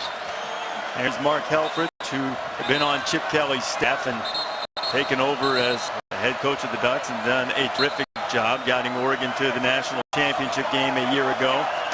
25-4, and here on the road has his team tied with Michigan State 14 and has his defense performing extraordinarily well. Connor Cook on third down. They're only 1 of 6. Cook fires the slant, and this time he'll get the first down. Garrett Kings, who did a third down catch last time, but came up short, moves the sticks. Yeah. Again, the matchup on the outside is interesting the way it's going to play out, because Kings and Burbridge and Shelton have played a lot of football, but they haven't been the guy. And Michigan State, as this game is going on, they're trying to find out not only is going to be the guy this year, but in this game. And it's a matchup against an inexperienced secondary. So you're going to win a few, and you're going to lose a few. That time they won one on a crucial third down.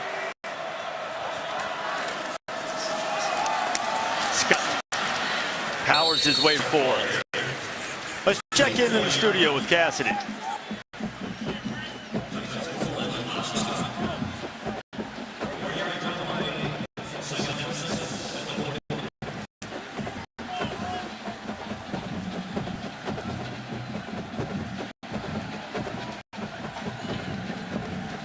Cassidy, that 14-point blown fourth quarter lead, that one's going to leave a mark. Well, they were up big early at home. It looked like they might just pull away, but the Sooners showing some grit on the road early this season. That is a bbig win for Bob Stoops at Oklahoma. On second down, Connor Cook goes back to the other side of the field, finds King again, another first down for the Spartans. Yeah, that's where the experience comes into play, and if we get a view of this, but from the vantage point, you can see the defensive end, the outside linebacker, drop off, and so he comes back to his left. He wanted to throw the ball to the right. The outside linebacker took the throwing lane away, so he had to abort and come all the way back to his left, and instead of just giving up on the play, the recognition and awareness and understanding that he still had another receiver on the other side with soft coverage, he just flips it out there. Connor Cook was not a highly recruited guy. He has developed into a terrific leader, now with good protection and good time, and fires a strike and a good catch. Climbing the ladder is Aaron Burbridge. That offensive line, known for their run blocking. Watch his pocket for Connor Cook. I mean, look at that. He is clean. Nobody gets close to him. And here's Burbridge again, this time going up in the air. He gets great separation. The ball a little bit late, but because he beat Spring so badly, plenty of time to go up and make a play on the football. Now, I'm sorry, Reese, now you can go back to your bread and butter and run the power, run the physicality of that running game after you throw on the ball. And here they come with a running game, but not much there. Boy, the Ducks not pleased with their overall defensive effort last week, but they've done a great job against the run. They're building a fence with the 3 interior defensive linemen and the 2 outside linebackers, whether it's Coleman and Prevo on one side, and then you have French on the other. And then you have the 2 inside linebackers, Walker and Hardrick. They're just building a fence, and there's right now nowhere to go in the running game other than a couple plays. They're basically taking that part away and putting the game in the hands of the Michigan State passing game. See if Cook can deliver. And Cook delivers to Burbridge again. Short gain.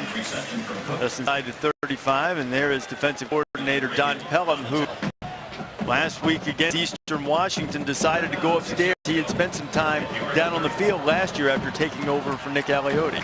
And he told us this week he's excited to come back and have a chance to play this Michigan State offense again, and by far one of the best dressed coordinators, not only in the Pac-12, but I would say in the entire country. And he came strong today. We had a shot at him. He brought his A game back to the Midwest. Michigan State goes to a huddle. That might give us a chance to get that shot in. Connor Cook again well protected, but threw it behind and low Burbridge, so it's going to bring up a 4th down from the 34. When Connor Cook gets in trouble with all his experience, I want you to watch his feet. Watch his footwork.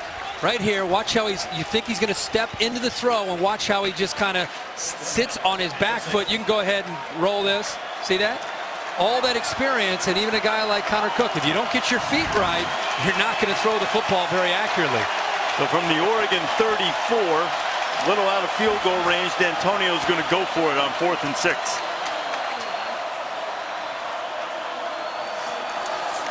Shelton in motion. Cook finds Burbridge, and Burbridge has it inside the 10. First down and 1st and goal for the Spartans.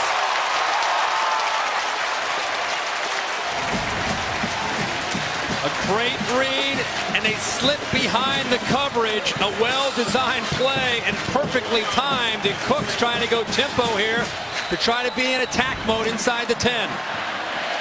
They'll go to the ground. L.J. Scott. Scott looking for the corner. L.J. Scott, touchdown, Michigan State.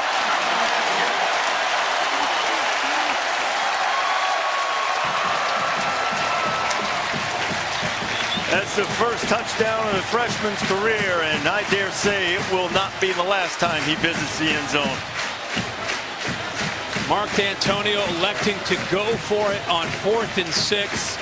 The trust in Connor Cook. He delivers with a big pass play, and then they go hurry up and get it into the end zone. Michigan State definitely in attack mode. They regretted how conservative they got last year against Oregon as the game got away from them. This year they vowed not to do the same thing. And in a close game here in the second half, instead of being conservative, they got aggressive and decided to go for it there, and that's what set the touchdown up. The 233-pound freshman rumbles to the corner. Now it's the Ducks' turn to answer.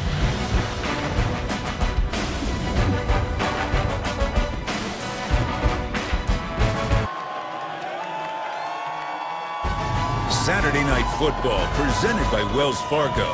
Brought to you by Chevrolet. Find new roads. Pacific. For life insurance annuities and investments, choose Pacific Life, the power to help you succeed. And Dr. Pepper. Dr. Pepper and college football. It's a one-of-a-kind tradition.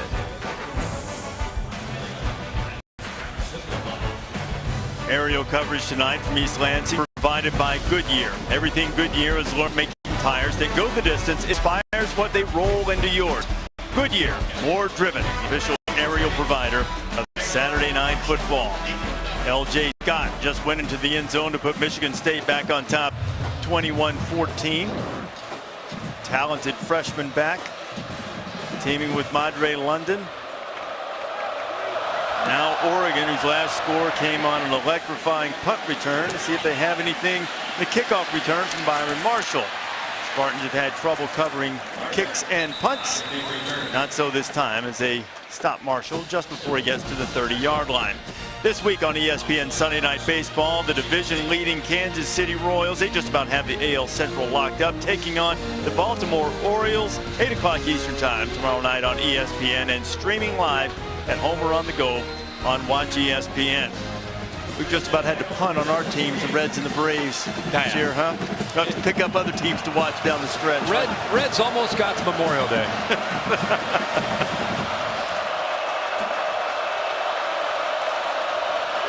Ducks go back to work.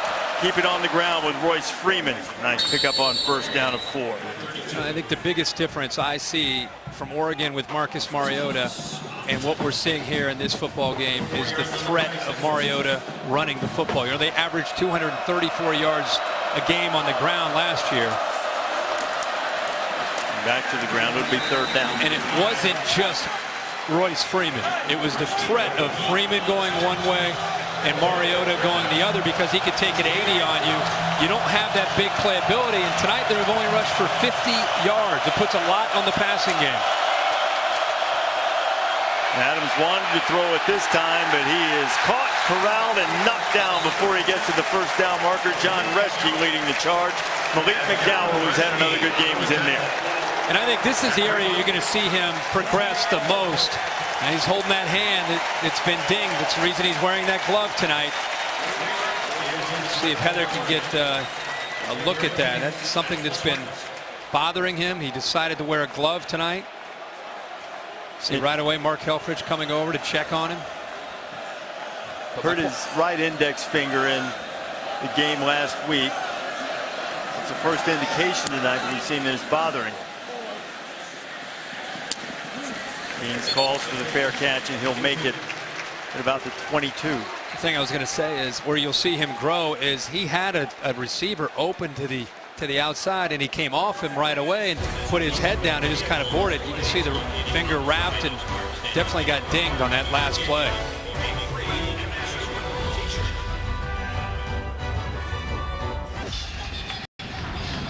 (21-14) the score. Here's what happened to Oregon quarterback Vernon Adams. He already had the injured finger, Herbie, and you see him letting go of the ball there. You see the contact right initially when the defender hit him, and the pain for him to let go of that football. He's lucky he landed on it.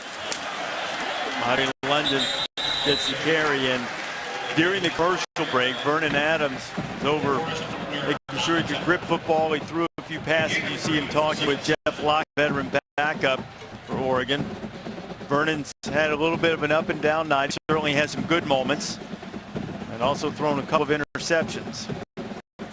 When you're on campus for 4 weeks, you're talking to Jeff Locke, a guy that's been in this system for a few years. Anything he can give you as far as wisdom and knowledge is something you constantly want to be able to talk to. It's almost like talking to another coach.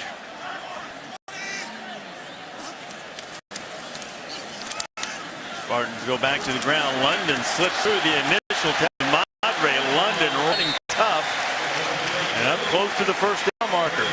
And they put the big tight end Paul Lang behind that offensive line. He's running behind the offensive line, but let's give London a lot of credit because there wasn't a lot of room to run, and there has been consistently tonight. But there's the leg trot. I think that's what has these coaches excited about him. Out of Fort Lauderdale, he's very strong. Doesn't necessarily have the breakaway speed, but his physicality, I think, fits in well with this offense and what they like to do. Yeah, they have a history of guys who run tough. Le'Veon Bell's one that's here tonight. They've compared L.J. Scott to him. Connor Cook now going to go up top, throwing it to the outside. And Chris Cisse was there on the coverage. There is Le'Veon Bell. He's become one of the best backs in the NFL. He left this program and he went to a program in the NFL where he couldn't have gone to a better fit. I mean, Michigan State and the Pittsburgh Steelers are about as similar as you're going to get. Mindset, toughness. Yeah. Run some power. Run power, counter, slam it up in there, boys. Here we go. Now on 2nd down and 10. State spreads it out. Cook firing. That was dangerous. Tyson Coleman was jumping in there and got the deflection. Might be lucky for Michigan State he did.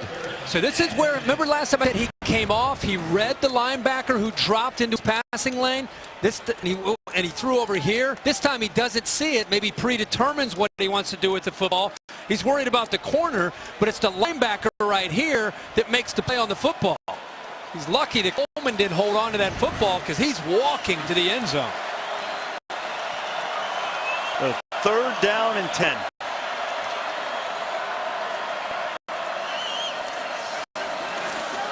Prevost trying to turn the corner. Cook steps up, fires a dart on 3rd down, and Michigan State moves the chains. Now he's back on 3rd down and 10 where there's a lot of pressure. He gets pressure off the edge, but what is great is he steps up. He works into the pocket. See the edge? The pressure off the edge on both sides by Prevost and French. Steps up, makes a great throw. Boy, McGarrett Kings has been his guy on 3rd down. Short gain on 1st down and bring up 2nd and long. And Burbridge tonight with 8 receptions, over 100 yards, 101 yards. And as you said, King's kind of a go-to guy on 3rd down, 6 receptions. And we have flags flying. Burbridge over 100 yards receiving. It's his 3rd career 100-yard game and 2nd this season.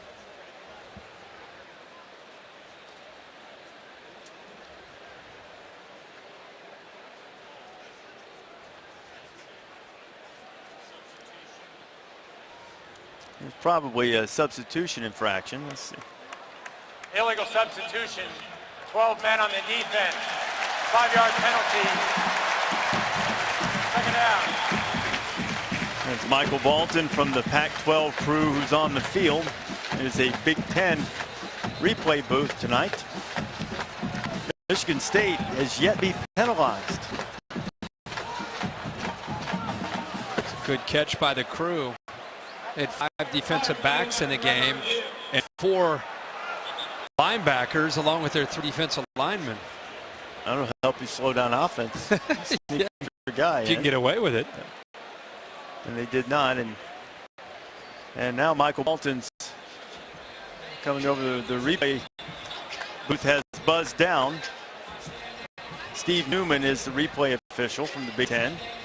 And he'll communicate with Bolton. And in the meantime, guys get a little refreshment, and the Duck also moving to the music that fans are entertained by. You can count them right here.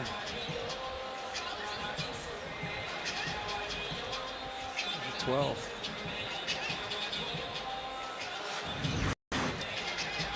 All right, so Bolton is making sure everything's square with the play booth.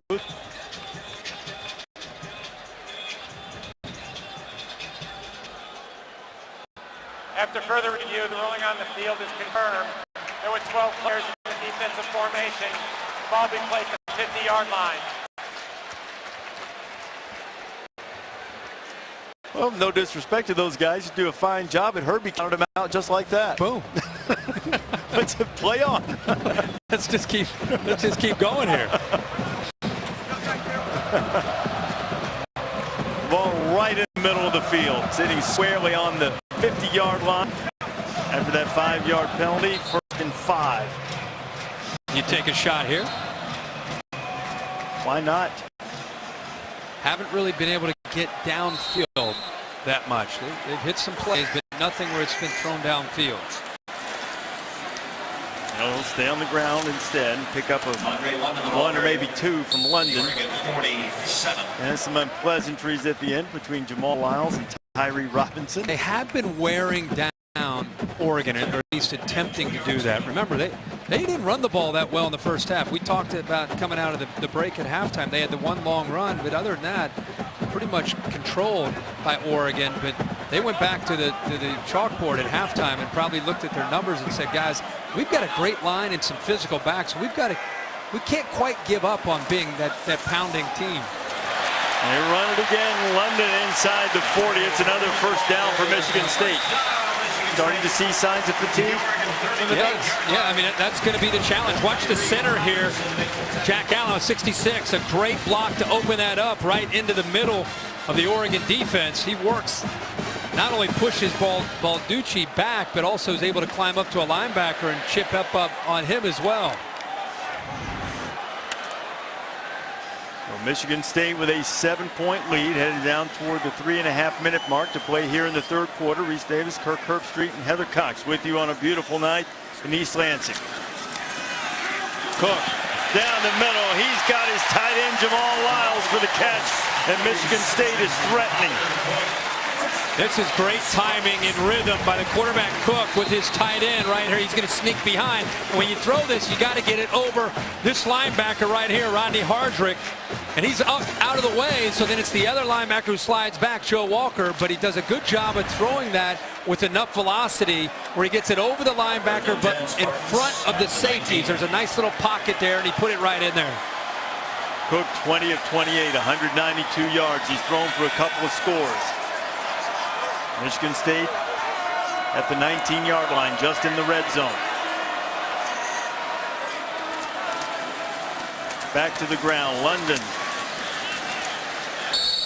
picks up a couple, maybe three. Elfridge exhorting his defense. Did you see that? I mean, he lines up and he's about to snap the ball, and then he says, well, we're going to move over here. Then instead of taking the snap from center, Allen, he takes it from his brother, the left guard, Brian Allen. That was a little bit crazy. A little bit tricky, a different way to go unbalanced, yeah, right? It sure is. And now they go again. They shift it again, and it gives them a lot of beef on the right side. The tackle over on the right. But they run that way. Tried to cut back, didn't work. Oregon was ready for it. Getting a little bit cute there. Christian French was the first guy. What do you think of this? You know, it's a wrinkle. It gives the defense a little bit of a different look, but clearly it was not as effective there. It makes the offense, basically your left guard becomes your center, your left tackle becomes your left guard, and your tight end becomes your tackle on your left. And what happened there was the speed and the penetration from Oregon. They were not fooled at all by the numbers game. It's basically a tackle over where you get the strong side to the right. But they got in there pretty quickly. So the result of all of that is that Connor Cook has to try to convert a 3rd and 10. Steps up in the pocket, floats it, and deflected, and then almost caught. Tyree Robinson deflected it. Josiah Price almost grabbed it, and it's 4th down. Yeah, he put a little touch on this, and he's really fortunate. Who do we talk about? He locks into the red zone. This is his guy. Look at that. Remember, Tyree Robinson is 6'4". Price is his guy. But he puts a little choke on that, and Robinson nearly came down with a big interception. Now, the last time that Michael Geiger had a field goal attempt, it was not pretty. A 28-yarder he missed. This one from 36. Ball is on the way. And this time it is true, and Michigan State has pushed its lead to double figures.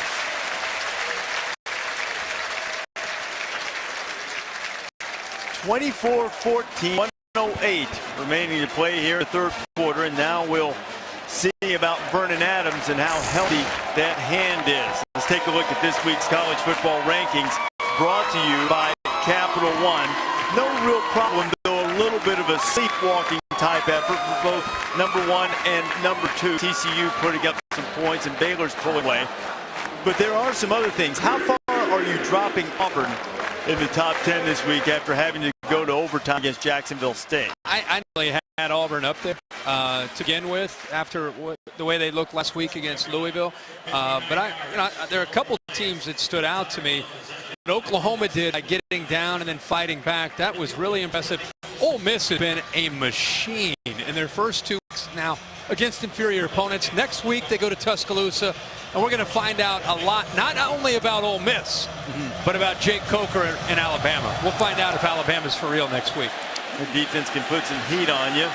Short kickoff, rolls around on the ground, and Bayless jumps on it just across the 20. Heather, what have you been able to find out on the sideline? Well, Reese, during that entire series, Vernon Adams stayed by himself and was constantly testing that finger, flexing it, putting it into a fist, really never took the glove off, but really testing the mobility. And guys, what I find is interesting is I talked to our quarterback guru, George Field, who said you lose about 25% of your accuracy and velocity when you can't use that index finger because it's the last finger on the ball to release. Now, Kirk, I'm curious, do you agree with that? You played quarterback. What do you think about how much you lose with the hurt finger?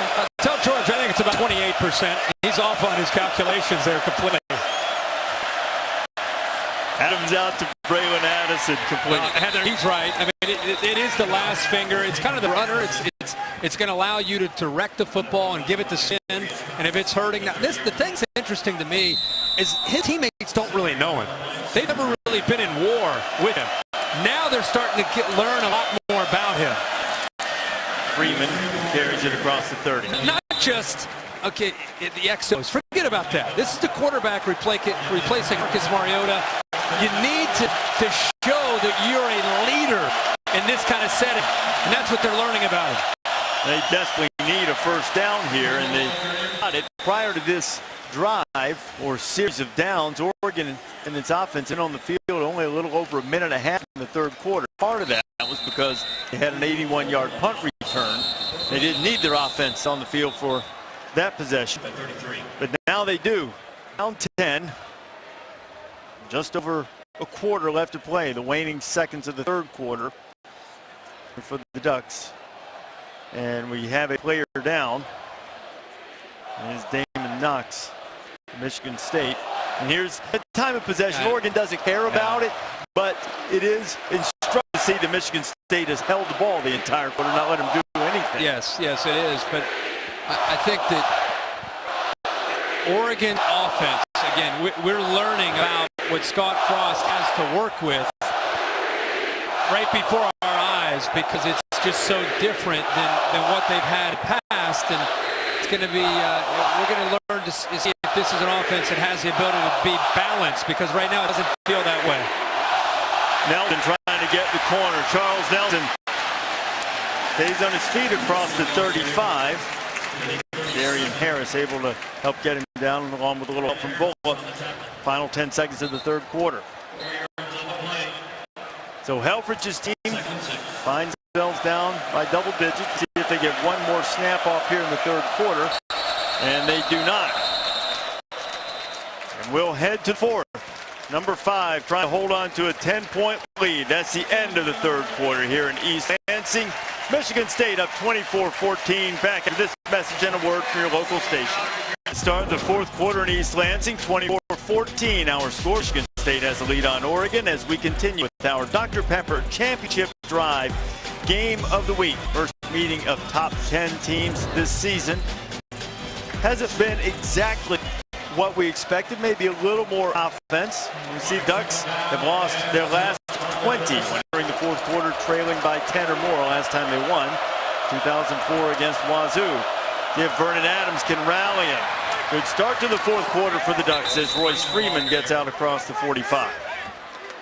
Picked up a nice seal block, and Royce Freeman hasn't had a ton of room to work with. And I go back, we talked about it heading into the end of that third quarter.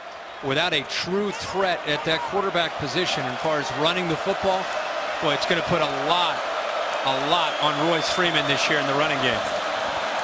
Now Adams off play action down the middle. Braylon Addison makes the grab, and Addison's inside the 35, and Addison has taken it upon himself here in this second half of the Ducks. And those linebackers from Michigan State, when they field play action, they're coming downhill, and it opens up a nice vacancy behind them, and the ball was thrown a little wobbly, but he got it in there. Oregon moved, like the right guard. Came out. Ball start, 78, offense, 5-yard penalty. First down. This ball is floating, and it's because of the pressure that he felt right into his face right there. They were closing in on him. The ball just kind of hung up there, but his receiver was so open because the linebackers had sunk in, and Addison easily goes up and makes the play there in front of Cox. Addison picked up 21 on the completion. He had the 81-yard punt return earlier in the second half, and now the Ducks have back up 5. Addison in motion. Give to Freeman. Nothing doing. Second and long coming. You go back over the, what do you think, the last 7 years? You go back to Masoli and Dennis Dixon and Darren Thomas and, of course, Marcus Mariota. All those guys, one thing they all have in common was, as a defensive coordinator, you were aware of their creativity. You were aware of their ability to hurt you with their feet. And so it opened up a lot of different aspects of your entire running game. Adams out in the flat, too high for Addison, who wisely chased it just in case they called it a backward pass. Third down coming. And almost every defensive coordinator I've ever talked to about defending Oregon's offense, they all talk about that aspect as kind of the wild card. You know, you deal with the tempo, you deal with the spread, you deal with, they're going to stretch you out horizontally. The one thing they always talk about, and then you got to deal with the quarterback and his running. I just don't sense the same playmaking ability from Vern Adams as far as a running quarterback and a threat in that area.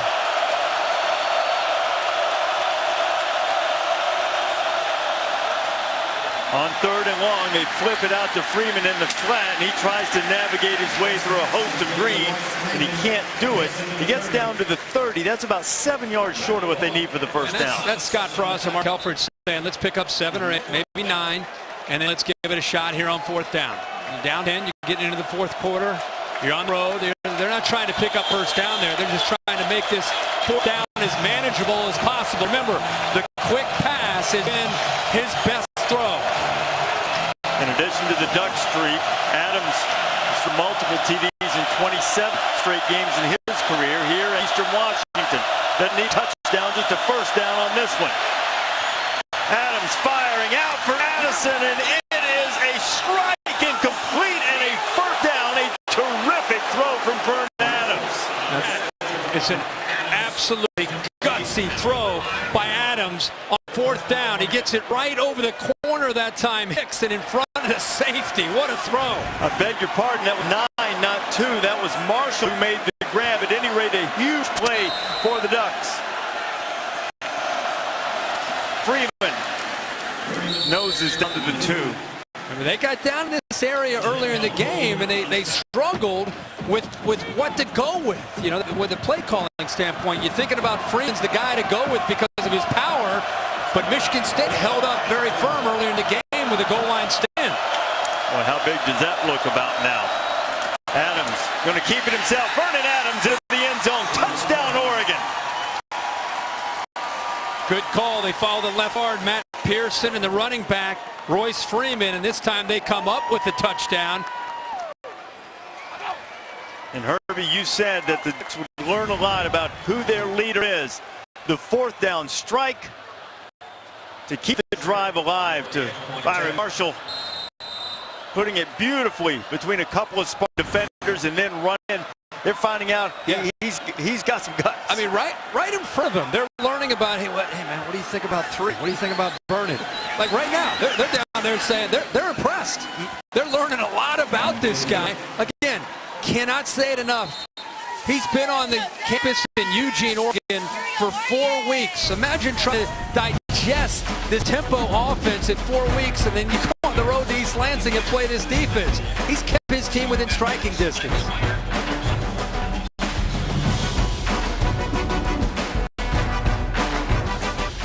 Spartans and Ducks going right down to the end. get things started next Saturday in Tuscaloosa. College game day headed to Alabama. The #2 Crimson Tide taking on Ole Miss. Rebels dropped 70 again today, 73 to be precise against Fresno State. You think this will be a real good fitness test for Alabama, even as much as Ole Miss? Even at home. You know, the Land Sharks come in there with a defense after the way that game went last year in Oxford. It's going to be a fun one to watch. Well, the Rebels have found some offense in the early going. L.J. Scott returning the kickoff. Scott still on his feet, shedding tacklers and getting up to the 35. Let's have a look at the last touchdown. Yeah, this is the big 4th down. It's a long throw from the right hash all the way to the sideline, and he puts it right on the money to convert on 4th down, and then follows it up by following, like I said, the left guard Matt Pearson and his tailback Royce Freeman into the end zone. And the timing, remember, he went down, he left the game there for a second after that possession they had. He was holding his finger. Heather had the report about, you know, how he's been kind of by himself and feeling it to see if he could continue, and again showed some toughness and grit there on that drive. Oh, jet sweep. R.J. Shelton. Shelton turning the corner. He's got tremendous speed. Dances out of bounds, gets in Oregon territory. I think they're going to mark him out at the 47. Pickup of 18. One of the first times tonight Oregon's got outflanked on the jet sweep. He cuts underneath. They actually didn't get outflanked. He actually just cut underneath Prevo and then picked up a nice seal block. Prevo, who's had a pretty good football game tonight, he was in great position, but quickness of Shelton, he gave him a little shake and got underneath him, and then he had a lot of room to work with. Michigan's very quickly answers the touchdown by moving into Duck territory. On the ground, L.J. Scott. L.J. Scott gets close to first down yardage. We check in with Cassidy Hubbard.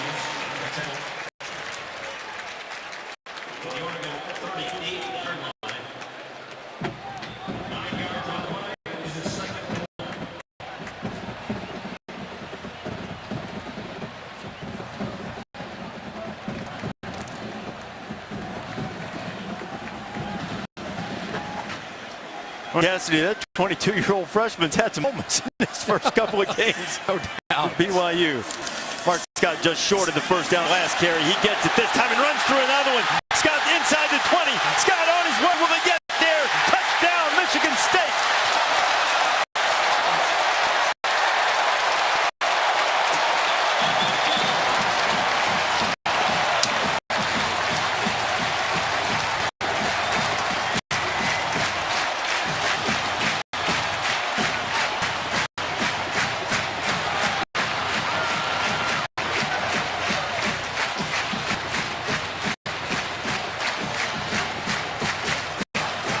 How about that freshman wrecking ball? Steamrolling his way through the Oregon defense. 3 plays, 65 yards, took less than a minute and a half. And just like that, Michigan State is back on top by 10. Now you talked about him tonight, 235 pounds, and runs very physical. Just a raw, true freshman out of Hubbard, Ohio. He bounces his back, great vision to recognize it, breaks through 2 arm tackles, and this is the thing that's impressive. That's a corner chasing him down, and he gets into the end zone.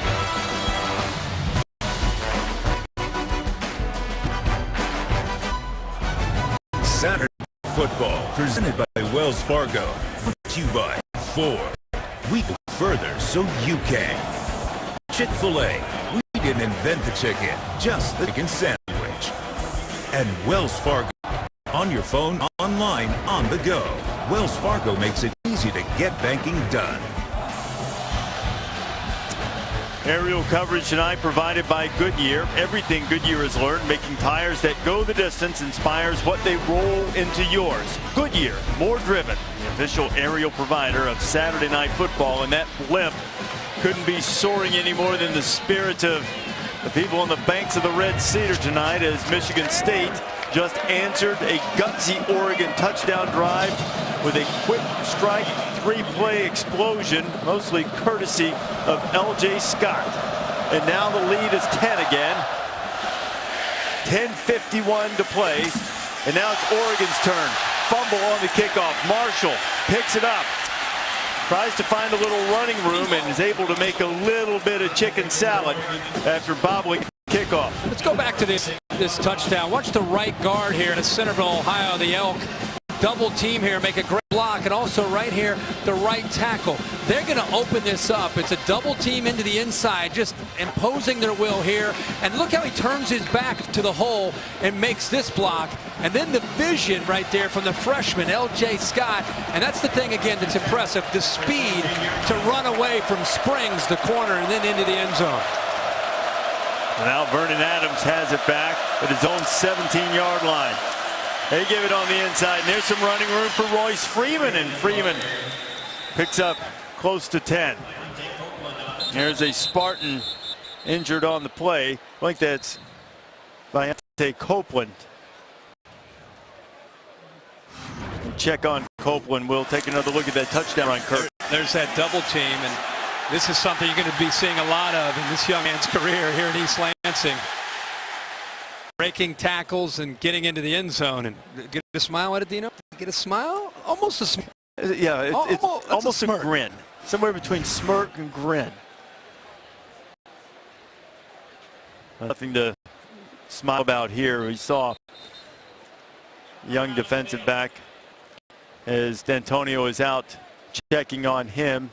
Saw he was in pain immediately. We'll check on his condition when you come back. The All-State Saturday Night Football bus has joined us here in East Lansing. Enter the All-State It's Good sweepstakes for a chance to win $100,000 plus a VIP trip to the All-State Sugar Bowl and the National Championship game, as well as weekly prizes throughout the season. Most pleased to report that Viante Copeland, the freshman defensive back from Michigan State, left the field under his own power. Tony Brooks James, the speedster, getting his first carry of the night. He gets close to the 35. It'll bring it second down. Yeah, a little bit of a different gear, different feel from the freshman out of Gainesville, Florida, Brooks James. Definitely speed to complement what you see from the more powerful Freeman. Back to the ground. Brooks James able to elude people with that speed and gets enough yardage for the first down, it appears. So good running by the youngster. What about this Michigan State defense is what play linebacker or safety or even corner. These guys are coming up with bad intention. They have been for the last however many years D'Antonio has been here. They play with a chip on their shoulder defensively. So the first down after the run from Brooks James. Vernon Adams escapes the reach of Shalit Calhoun. Adams going to keep it himself and picks up as much as he can before getting out of bounds. Stay tuned after the game, except on the West Coast, for your late local news on most of these ABC stations, and be sure to tune to ESPN for Sports Center for the highlights of this college football Saturday and everything else going on in sports as well. Looks like another Michigan State player down, holding that right leg. Well, there's a big-time hold here on the right side that Oregon got away with. Maybe the crowd saw that. Watch the right tackle here as the quarterback steps up. And Kurt, that was Shalit Calhoun that was just escorted off the field after that, and he's walking very gingerly. A guy we really enjoyed visiting with the last couple of days. Could be the spokesman for the athletes, the college football players out there. Well, second year in a row we had a chance to sit down with him. You just walk away. Everybody just looks at each other like, seriously? It's amazing. Two-time All-Big Ten performer. And, he desperately wants to get back in this game. Benoit's running back, he's blocking, and Nelson got a little bit tangled up. The coverage with Darian Harris, and pass is incomplete. 3rd and 2 coming. Try to take a shot here on 2nd and 2. Confidence that they can pick up the first down on 3rd and 2. Nelson looked like he was grabbed pretty good by Darian Harris, but a no call.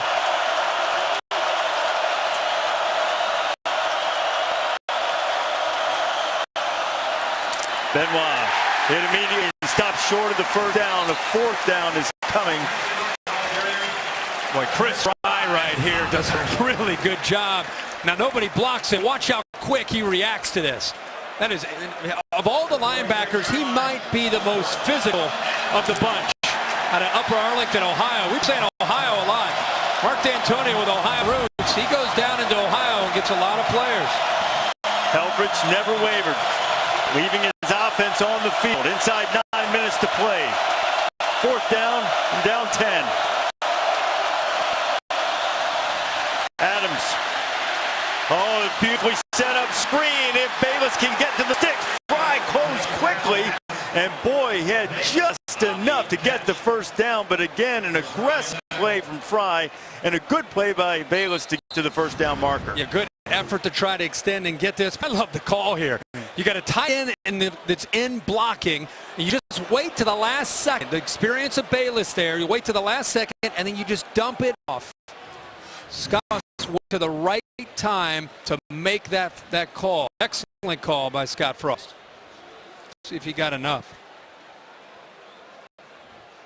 Well, we said he did, but the officials want to make sure in this very important. They stretch it out, and he did by half the football. First down, Ducks. I was with you. It looked like he had it. But the original spot, it looked like he was clear easily. Yeah, huh? but a gutsy call there. Great execution with a quarterback that doesn't have a lot of experience in this offense, but waited just enough time, kind of baited that defense to come towards him, and then just threw it right over top of their head. Remember, he's about 5'9". It was a touch pass to get over their heads, and Lawrence. Brooks James has it. Looking for room, slipping tackles, and a terrific pickup inside the 45. Maybe 7-8 yards. Let's give him 8 on the first down run. We're seeing Brooks James now with Royce Freeman going in.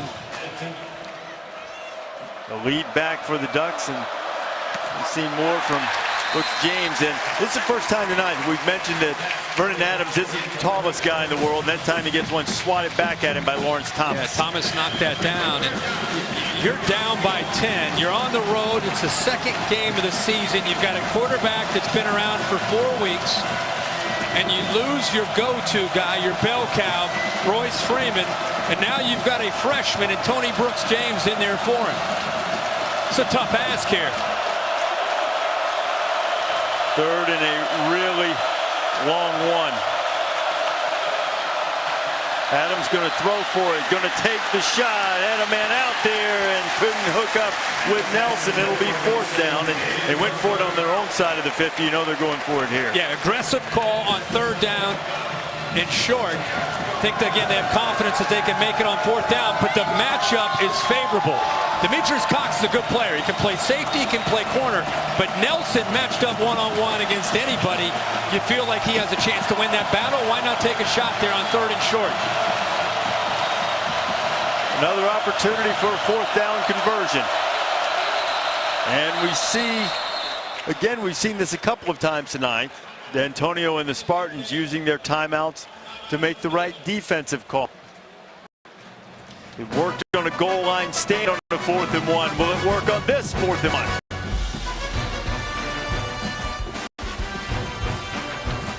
Live in Spartan Stadium, Michigan State holding a 10-point lead. Oregon facing a 4th and long one at the Michigan State 43.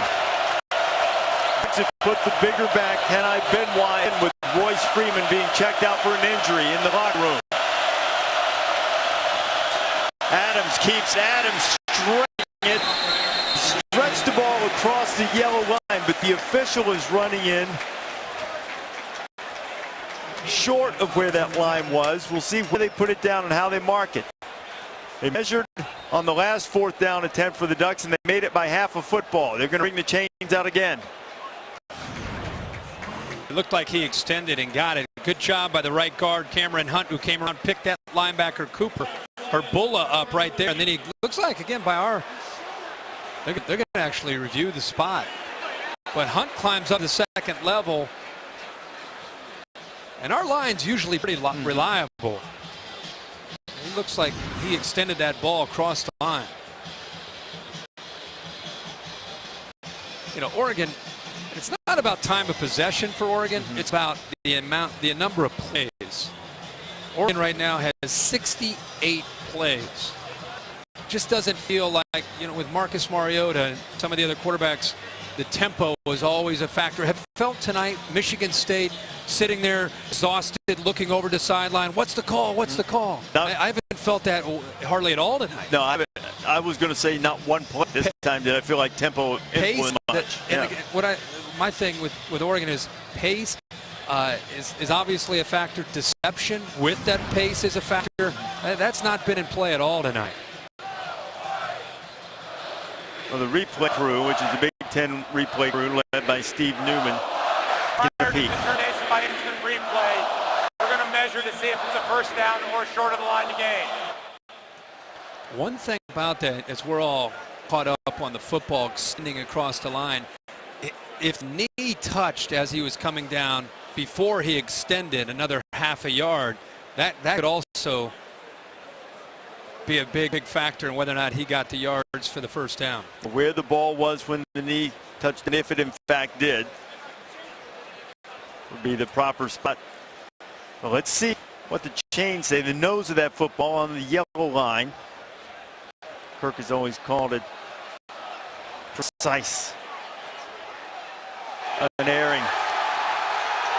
But it's a few links short. Now Michigan State is celebrating. And Mike Batlin, the referee from the Pac-12. The prior play is still under further review. Oh, did you hear that? Yeah, Mike. The prior play is still under further review. Yeah, they wanted to see what the result of the play was as ruled on the field. Now the replay official will see if they got the spot right to determine if they did indeed get the first down. So now Helfrich is pleading his case.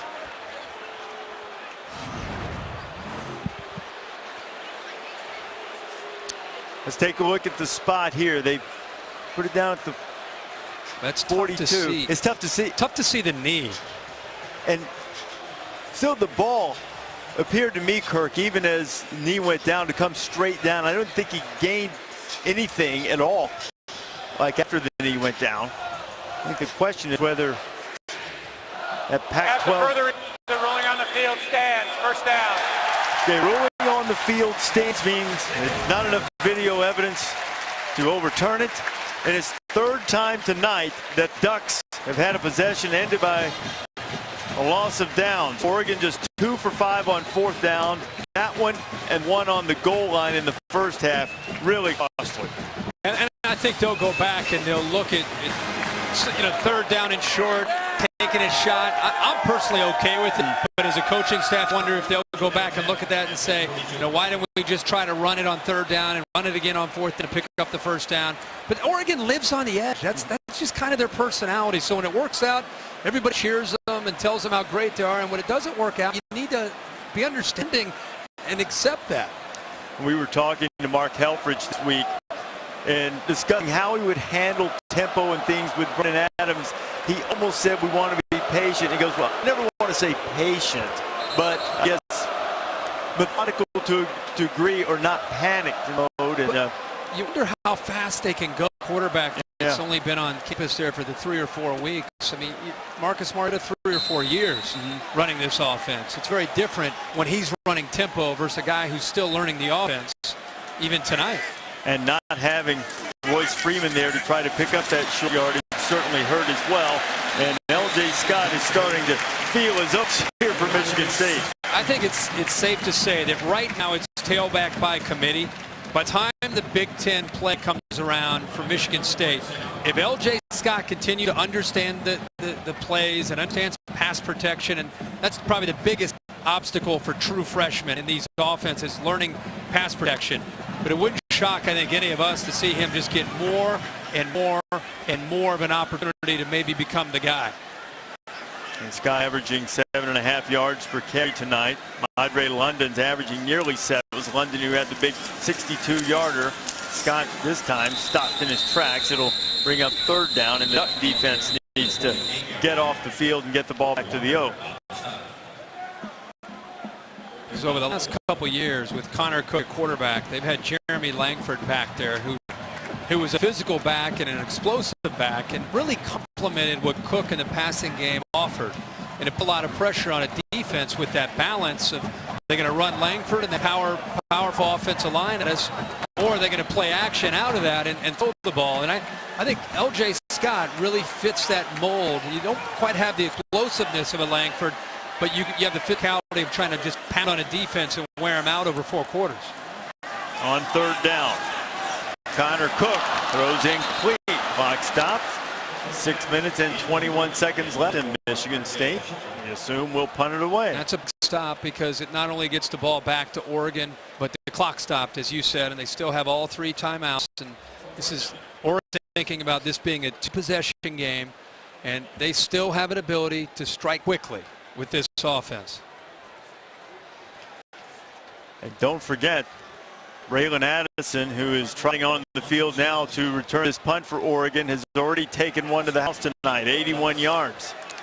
Michigan State in 2 games has allowed 2 long kickoff returns and a long punt return. See how the Spartan coverage team does this time. Addison, let's go over his head, and it'll come out to the 20 as we take a look at our Pacific Life game summary. You go back throughout this football game, the big question was how would Vern Adams play in his first real test on the road. There have been some good moments, and there have been some moments he would love to have back. That was an interception where R.J. Williamson made a play. For Michigan State, they've had some big play opportunities. Connor Cook has found his new favorite target this year in Burbridge for a big touchdown, and we're starting to see the big fella, A.J. Scott, put the Spartans back up by 10 points. A comfortable lead for now, but again, the Ducks in their system, they're never out of a football game. And Royce Freeman is back in now for the Ducks at running back. Nelson in motion. Adams buying a little time and firing complete. It's Addison. Addison headed to Michigan State territory, and he's knocked down right at the 5-yard line. And again, not only are they, it's not out of the game, it's because of the Michigan State defensive scheme. There's so much man-to-man. You make a completion and you shake one guy, there's room to run. Adams a lot of time. Thought about taking a shot, pulled down, gets what he can, gets about 5, and there's a flag that flew deep in the secondary. If they end up calling pass interference on Michigan State, I'll be very surprised. That's where the flag was thrown at R.J. Williamson. Me too, because they ran. Well, that's true. Yeah, good call. There could be a defensive hold. He threw it right at him. Yeah. Maybe it's an offensive hold. Yeah, it was right at R.J. Williamson. Holding defense against an eligible receiver. Yeah, that's 10 yards from the previous I wasn't spot. saying, I guess, pass interference, but I guess secondary, you get a little bit of a hold here. And if we have a tight look at this, I'll be shocked. I was just messing with you anyway. I was just joking. No, it's all good, man. Yeah, no, I was just glued to that. I just happened to be watching that one-on-one matchup, and I was shocked that all of a sudden I saw a flag come out. I didn't see any contact at all. That was Michigan State's first penalty, and as the officials still confer, you can have a look. Inside to your left here, maybe a little contact there. The flag's not out though. It came out right there at the end. I don't know. That's not much. It's not much at all. But the Ducks will take it. Yes, they will. First time tonight a penalty has gone against the Spartans. Ducks perhaps thinking about time. Adams fires to Nelson, who took a shot. Demetrius Cox laying the lumber. It's a great job by Cox, who gave a cushion there. But how many times have we seen the ball thrown to Nelson again with that soft cushion? Anticipated it and lowered the boom. Adams getting heat, dances away from it, now throwing, complete, slipping a tackle is Addison. Addison knocked down inside the 15-yard line. Yet another big play from Braylon Addison. Well, there's the creativity from Vernon Adams. This is almost backyard football. The play breaks down. He's just scrambling out to his right, trying to find an open man. Back to the ground. Freeman spinning. He stopped at the 11. It's good to see Royce Freeman back in the lineup. It's a guy that they can turn to, who's been in these kind of games, played in a national championship, played against Florida State.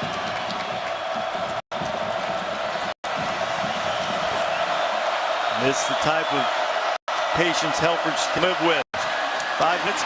Tunnel for Addison. Shaking guy. Addison pushed out of bounds by Demetrius Cox, and the Ducks are threatening.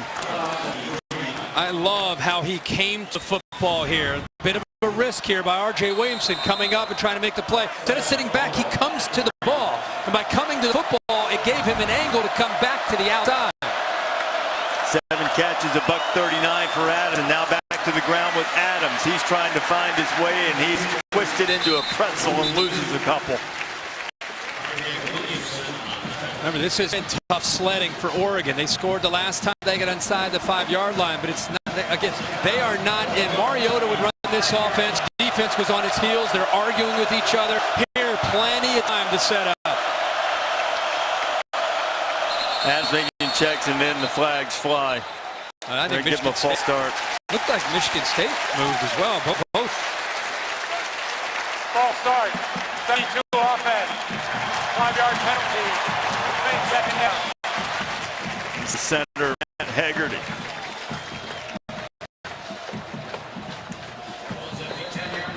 Haggerty must have moved the football just slightly. Yeah. Craig Evans from Michigan State reacted, jumped. They got the call as the clock winds down to 4 minutes to play. Second goal, Ducks down 10.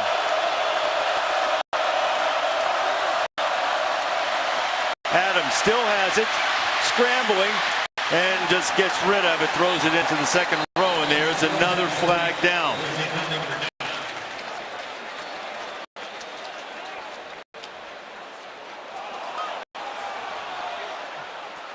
Players indicating it could be against Spartans. Well, you had a hold and you had hand in the face.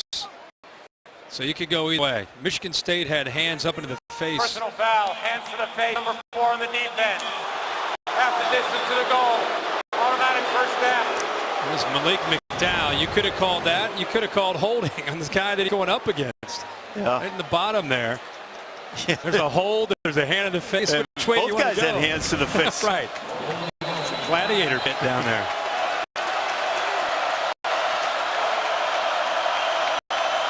Now on first and goal, headed to the corner, to the end zone. Royce Freeman touchdown, and there's another flag that's maybe coming back for a hold. Holding call, left tackle. 54 offense, 10-yard penalty.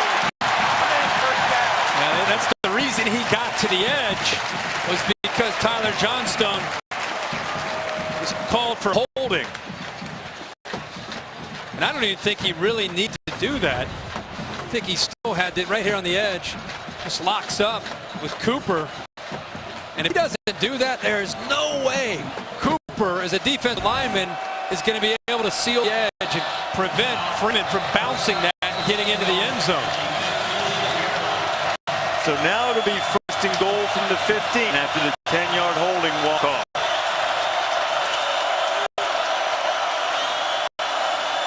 Adams, good protection. Better run. Buying a little time. Still looking. Now firing it into traffic. That is not smart. And it hit-balled around for a while before it finally hit the ground. Riley was the first guy to get a hand on it. The Michigan State linebacker. That time, interesting call by Michigan State, spying Adams. Nowhere for him to go. They used Reschke, a linebacker, to stay with him and keep him kind of in his sights, but great coverage downfield. Nowhere to go with the ball. He just took a chance and threw it into coverage and was fortunate it wasn't intercepted. And Nelson thought he had a shot at the deflection. Another opportunity. Adams steps up, avoids one-on-one coverage in the back, and it's Marshall for the touchdown.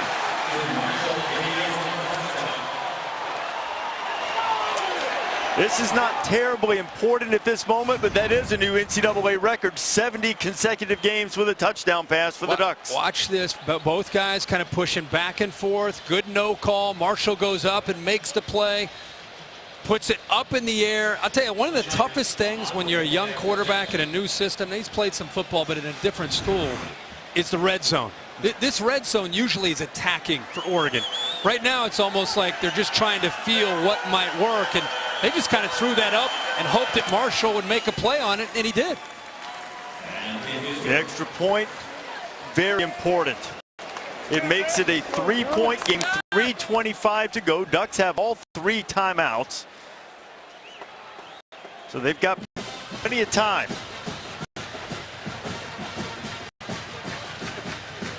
Well, I think scoring and scoring quickly was a big priority, and saving the timeouts was a really big thing for them to be able to do coming into this, because you put yourself now, you're back within 3. You think about it from a defensive standpoint. Don Pelham, you're thinking about, okay, they're probably going to run the football. They're probably going to try to work clock. You've got the 3 timeouts left. If they do end up running the football, you got the 3 timeouts, and if you end up stopping them, now you just got to get into field goal range to give yourself a chance. But a great job of getting it into the end zone, obviously cutting into the lead, but saving those timeouts. So with 3:25 to go here. Normal return unit on. Plenty of time to play defense. While there have been moments when Michigan State has quickly, there have been other ones tonight when the Oregon defense has done a good job. Again, you would think conventional wisdom would be Michigan State's going to run the football and work clock. And that's why those 3 timeouts for Oregon are so big. And they do kick it away. Shelton's going to bring it out. R.J. Shelton knocked down to about the 23-yard line, and that's where the Spartans will put it in play with 3:19 left here in East Lansing. NFL season is underway. NFL Insiders and Sunday NFL Countdown, a new way to get coast-to-coast league coverage on Sunday morning. Start your day at 10 a.m. with the Insiders. Headlines, breaking news, everything you need, and then Countdown goes inside the storylines as only they can, starting on ESPN at 10 a.m. Something to remember again, the coaches from Michigan State openly admitting that they regretted last year in their trip to Eugene when the game got close in the second half. They felt they got a bit too conservative. Let's keep that in mind to see if they go the conservative route here or they take a chance. On the ground with London, and London is knocked down in the backfield. Christian Frentz and Joe Walker was back there. Stay tuned for the Ford wrap-up after the game with Cassidy Hubbard. And it's coming your way as soon as we finish here in East Lansing. Christian French that time, and his Oregon defense, ears are pinned. Don Pelham has told his team, guys, we're going to go in here at this point, and we're anticipating run, and we're attacking the line of scrimmage with our outside linebackers and our linebackers downhill. And if you're Michigan State, you're working that play clock as much as you can.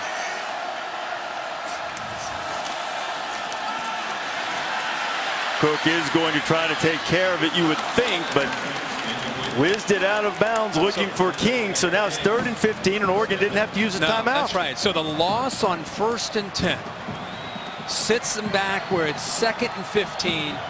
Mark D'Antonio and offensive coordinator Dave Warner decide to trust the quarterback, throw the football, and as you said, it's an incompletion. So now it's 3rd and 15. You don't have to burn a timeout if you're Oregon. And now you're Michigan State, and you're thinking, do we just run a draw here?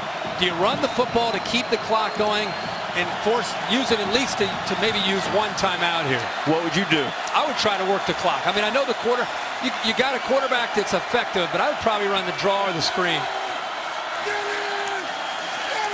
Instead, they're going to let Cook throw it. He went down the middle. He overshot Burbridge, and Oregon, that's as good a scenario as they could have ever hoped for. There's 2:27 left. They didn't burn a single timeout. Now you're not thinking, hey, let's get into field goal range. Now you're thinking 2:27 with the way the offense executed on that last drive with 3 timeouts. That is going to be plenty of time for Vernon Adams to be put in his first time ever as a situation as an Oregon quarterback to have to come back and win the game on the last drive. You've talked several times tonight about the Ducks having the opportunity to learn to trust Adams. You think they'll trust him if he can lead them to a score here? Hartbarger gets the punt away. Michigan State better cover this punt carefully because Addison's been dynamite tonight. Braylon Addison to the 50s into Michigan State territory, and the Ducks have terrific field position.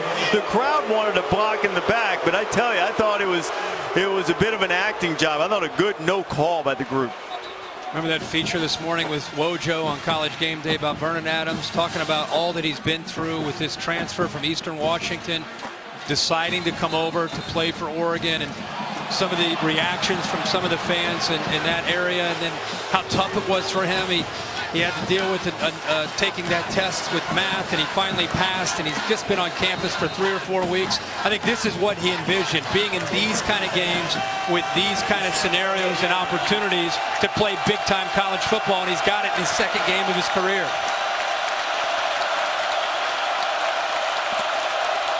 Nelson in motion.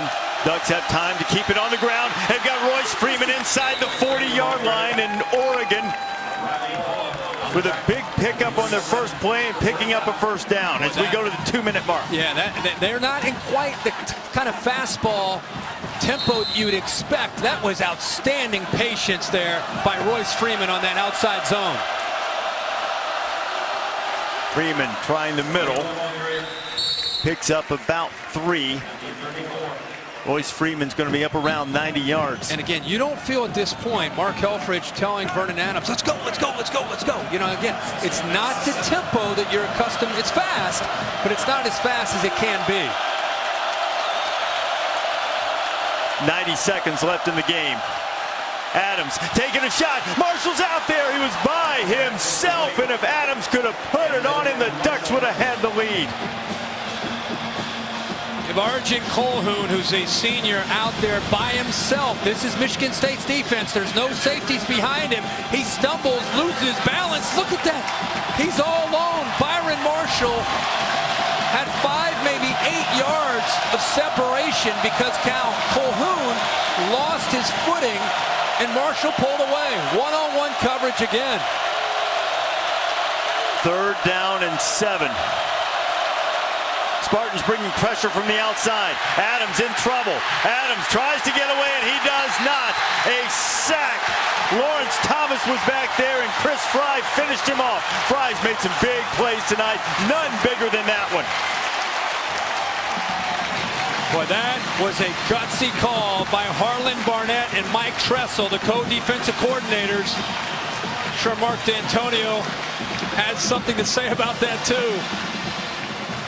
Boy, they brought pressure. They showed pressure over here. I'll show you right here. They show it, but it drops, and then it comes from here, and even the corner brought the pressure as well. So confusing.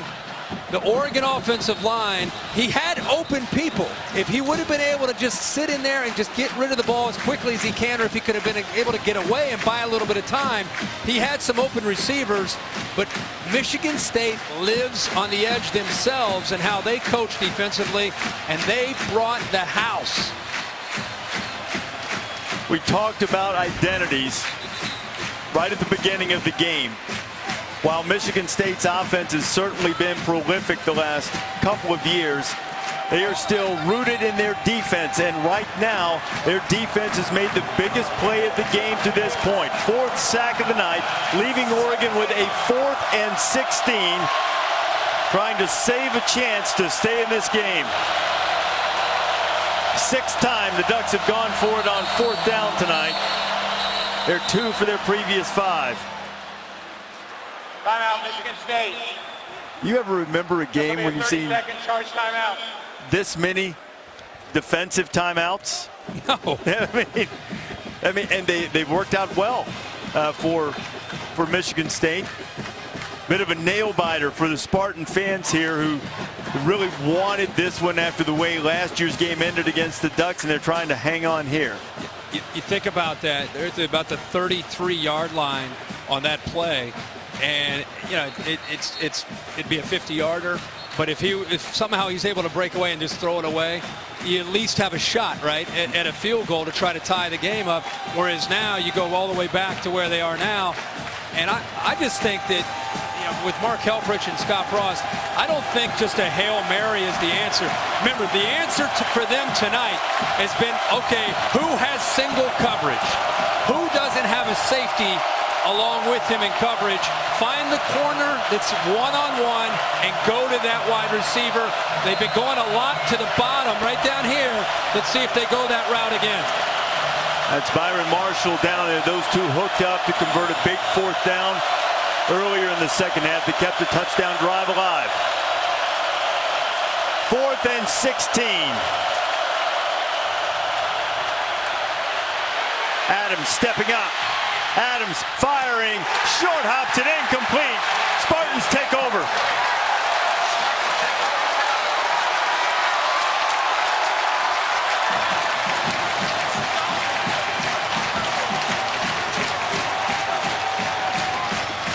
Le'Veon Bell and the rest of the Spartan faithful delighted with another defensive stand. Just an outstanding job by the Michigan State defense in these last 2 plays. They brought pressure in the previous play, and this time they rushed 3 and they dropped 8. They played man underneath and they dropped safeties so he couldn't just throw up one of those one-on-one, just kind of jump balls. They took everything away down the field. He scrambled to try to create something. But the Michigan State coverage, before it was the pressure on 3rd down, and it's the coverage there on 4th down. He had an opportunity to complete that ball to Addison. Illegal substitution, defense, 12 players in formation, 5-yard penalty, 1st down. Tell you something though, I mean, it's a great football game. No doubt. How many games did you and I sit around? We watch games from noon Eastern till we'll probably see if we can dial in the LSU game tonight. We're junkies. We got problems, but we love it. I'm just telling you, I applaud these 2 programs for playing in this game, and this should not hurt Oregon for playing in this game, just like it shouldn't have hurt Michigan State when they went out to Eugene and played. They came this year, they come in with an inexperienced quarterback. You're playing a freshman tailback at times. This environment, and they give them a 31-28 game against a number 5 team in the country, and they got a chance to tie it or maybe win it late. If anything, Oregon's stock goes up, not down. On the ground with Madre London. And think back to the first half. In addition to that 4th down stop, the goal line stand. 4th and goal. Michigan State stops Oregon right on the doorstep on the 1-yard line. It turned out to be the difference in the game. There's just so many moments. They'll go back and look at this part of the football game, this part of the season, and be able to grow and learn. But I just cannot say enough again about Michigan State's going to win this game, and they found a way to do it. But considering what Vernon Adams was facing, learning the Oregon offense and replacing Marcus Mariota in 3 weeks, and to come into this environment and just to be able to execute the offense in general, let alone almost be able to pull off the upset, man, I think everybody should be tipping their cap to Vernon Adams. No question about that. More than 300 yards passing for Adams as we take a look at today's AT&T strong performance. Connor Cook, LJ Scott, Aaron Burbridge, all with terrific nights for Michigan State. Add a little Madre London into the mix as well, who's right at 100 yards rushing for the evening. And this balanced Michigan State offense has done enough, and London going to put a little exclamation point on it by picking up the 1st down.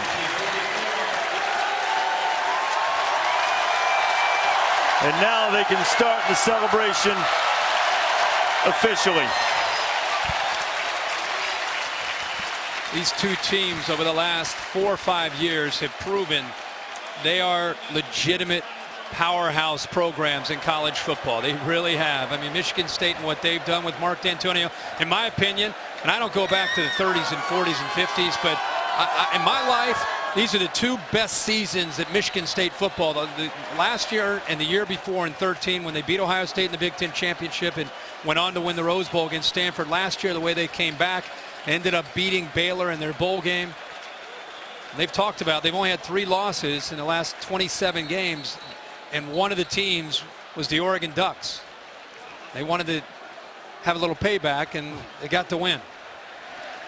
We got a little taste of it today across college football.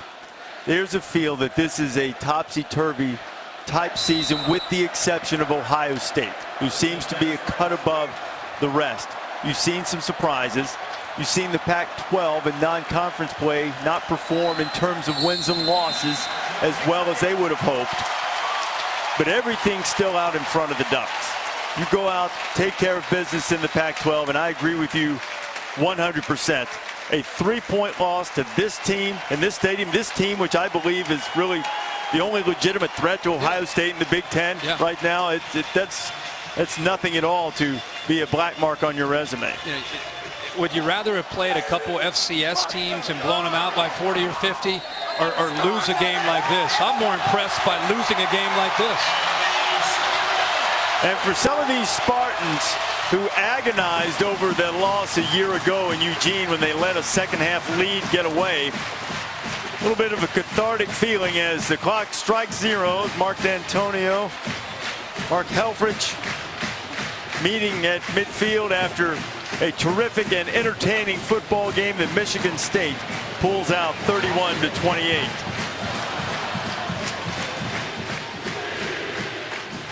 D'Antonio knows exactly who's beat him, and now he's avenged one of those recent losses. He's with Heather Cox. Reese, thank you so much. Coach, your team motto this year, reach higher. How did they show you that they have bought in tonight? Well, we just kept playing, you know. I mean, great drive by our offense there, a little, you know, in the third quarter, I guess, fourth quarter. But, you know, defensively just kept playing. Things happen, you know. I mean, it's a crazy game. I mean, Oregon's got a great football team, but hey, we rose up a little bit. You talk about that defense, impressive all night, but no more impressive than they were on that 4th and 16 and that final Oregon drive. How did you neutralize Oregon's offense? Neutralize them? We just kept playing, you know. Vernon Adams, everything they say, you know, can really move around. Great receivers. They made clutch plays down there, but our guys kept playing. Very, very proud of our football team and how they responded. Energy on the sideline. Awesome crowd. Awesome crowd. Come to Michigan State. Very impressive, Coach, especially considering all week we've talked so much about the revenge and letting it slip away last year in Oregon. What did your team's identity prove tonight? Well, like I said at halftime, you know, we're just going to finish. You know, they really didn't have anything to do with last year. I mean, we've got great respect for Oregon and what they're all about, Coach Helfrich and their football team. But, you know, we just wanted to play hard and finish, and that's the bottom line, just finish. Indeed you did. Big win, Coach. Congrats. Green guys. Mark D'Antonio gets the victory, and you know, this is the type of win that Michigan State has become more accustomed to, but as they've lifted the profile of their program, you mentioned this to D'Antonio yesterday, they've been able to maintain that blue-collar mentality, that little bit of an edge, and the chip on their shoulder that they use remarkably effectively. It's incredible to think about where Michigan State football was when Mark D'Antonio and his staff came, and where they have been able to grow. And these last 3 years have been, as I said a little bit earlier, just I think the best years in Michigan State football history, and at least that I can recall. And I think when you have that success, it's easy to lose that chip, lose that blue-collar approach. But because of him, he won't let him. And this will be a win that they'll be able to look back at. You know, last year they regretted the loss to Oregon. They regretted the loss to Ohio State, the two teams that ended up playing the national title. This is a major hurdle for Michigan State to get over, and now they focus on, you know, the rest of non-conference play and then get ready for the Big Ten. As far as Oregon, is the question answered now? The performance of Vernon Adams, you have to feel like after this tonight and the way he fought and scrapped and he wasn't 100% physically, that they feel as if they found their leader on offense. Yeah, again, it's game 2. I think by game 5 and game 7 and game 9, it's going to become different. I think you can clearly see the skill set and why so many people have talked about him and what he brings to the offense. But just keep in mind while you're evaluating Vernon Adams, he's only been in Eugene for 4 weeks. He's doing the best that he can. He's getting in early to study the offense. He's leaving late. He's came in humble. His teammates really respect him. I expect him only to get better and better, and around him, the offense will continue to get better. We saw some explosive receivers return to action tonight for Oregon, and as we said a moment ago, everything is still in front of the Ducks. This doesn't feel like one of those seasons that is going to roll through with a bunch of undefeated or one-loss teams. You may have some real chaos near the top of the standings once that time comes around. Heather Cox is down on the field with Connor Cook, the quarterback of the Spartans. Indeed, and Connor just soaking it all up. Connor, yesterday we stood in your football offices. You looked me in the eye with laser point focus and you said, this week is about revenge and it's about redemption. So how does this win vindicate you? It feels so amazing. I mean, I can't even describe to you how it feels.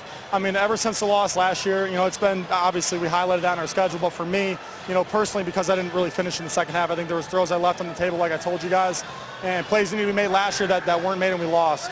Obviously, our first half was much better again this year, this time. Would have liked to execute more in the second half. But I mean, just talk about a team win. I mean, our defense played their asses off. Our O-line blocked their butts off. Our running backs ran so hard. I mean, I wasn't, you know, pinpoint accurate the whole night, and receivers were making plays. But it was just such a team win. I mean, our defense came up so big in the end. I'm so freaking happy right now. We talk about that last series. I couldn't imagine what it was like to be you, standing on the sideline, powerless, as your defense is out there on 4th and 16. What was running through your mind and the belief that you saw in your defense? I didn't watch the last play, but my head was just down. I was praying. I mean, credit to our defense. Our defense played their hearts out.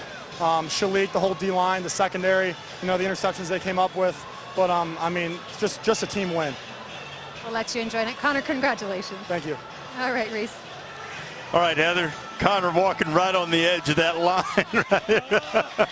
and why not? This is an emotional young man who has really elevated his game many times because of perceived slights. And you know what? Having a leader like that, Shalik Calhoun on the other side, even with this great win, they're going to keep things in perspective. They're not going to get too crazy, maybe a little bit tonight, but not too crazy as they get ready for you know, the rest of their season. Because of leaders like that, it'll be easy for them to get locked back in. As the song says, on the banks of the Red Cedar, there's a school that's known to all, and its specialty is winning, and the Spartans did play good ball. 31-28, Michigan State beats Oregon tonight in this Big Ten Pac-12 showdown. We are headed right now for a complete wrap-up of the day in college football, the Ford wrap-up show. Vernon Adams and the Ducks fought valiantly, came up 3 points short, 31-28 the final. Let's go to Cassidy Hubbard now in the Ford wrap-up.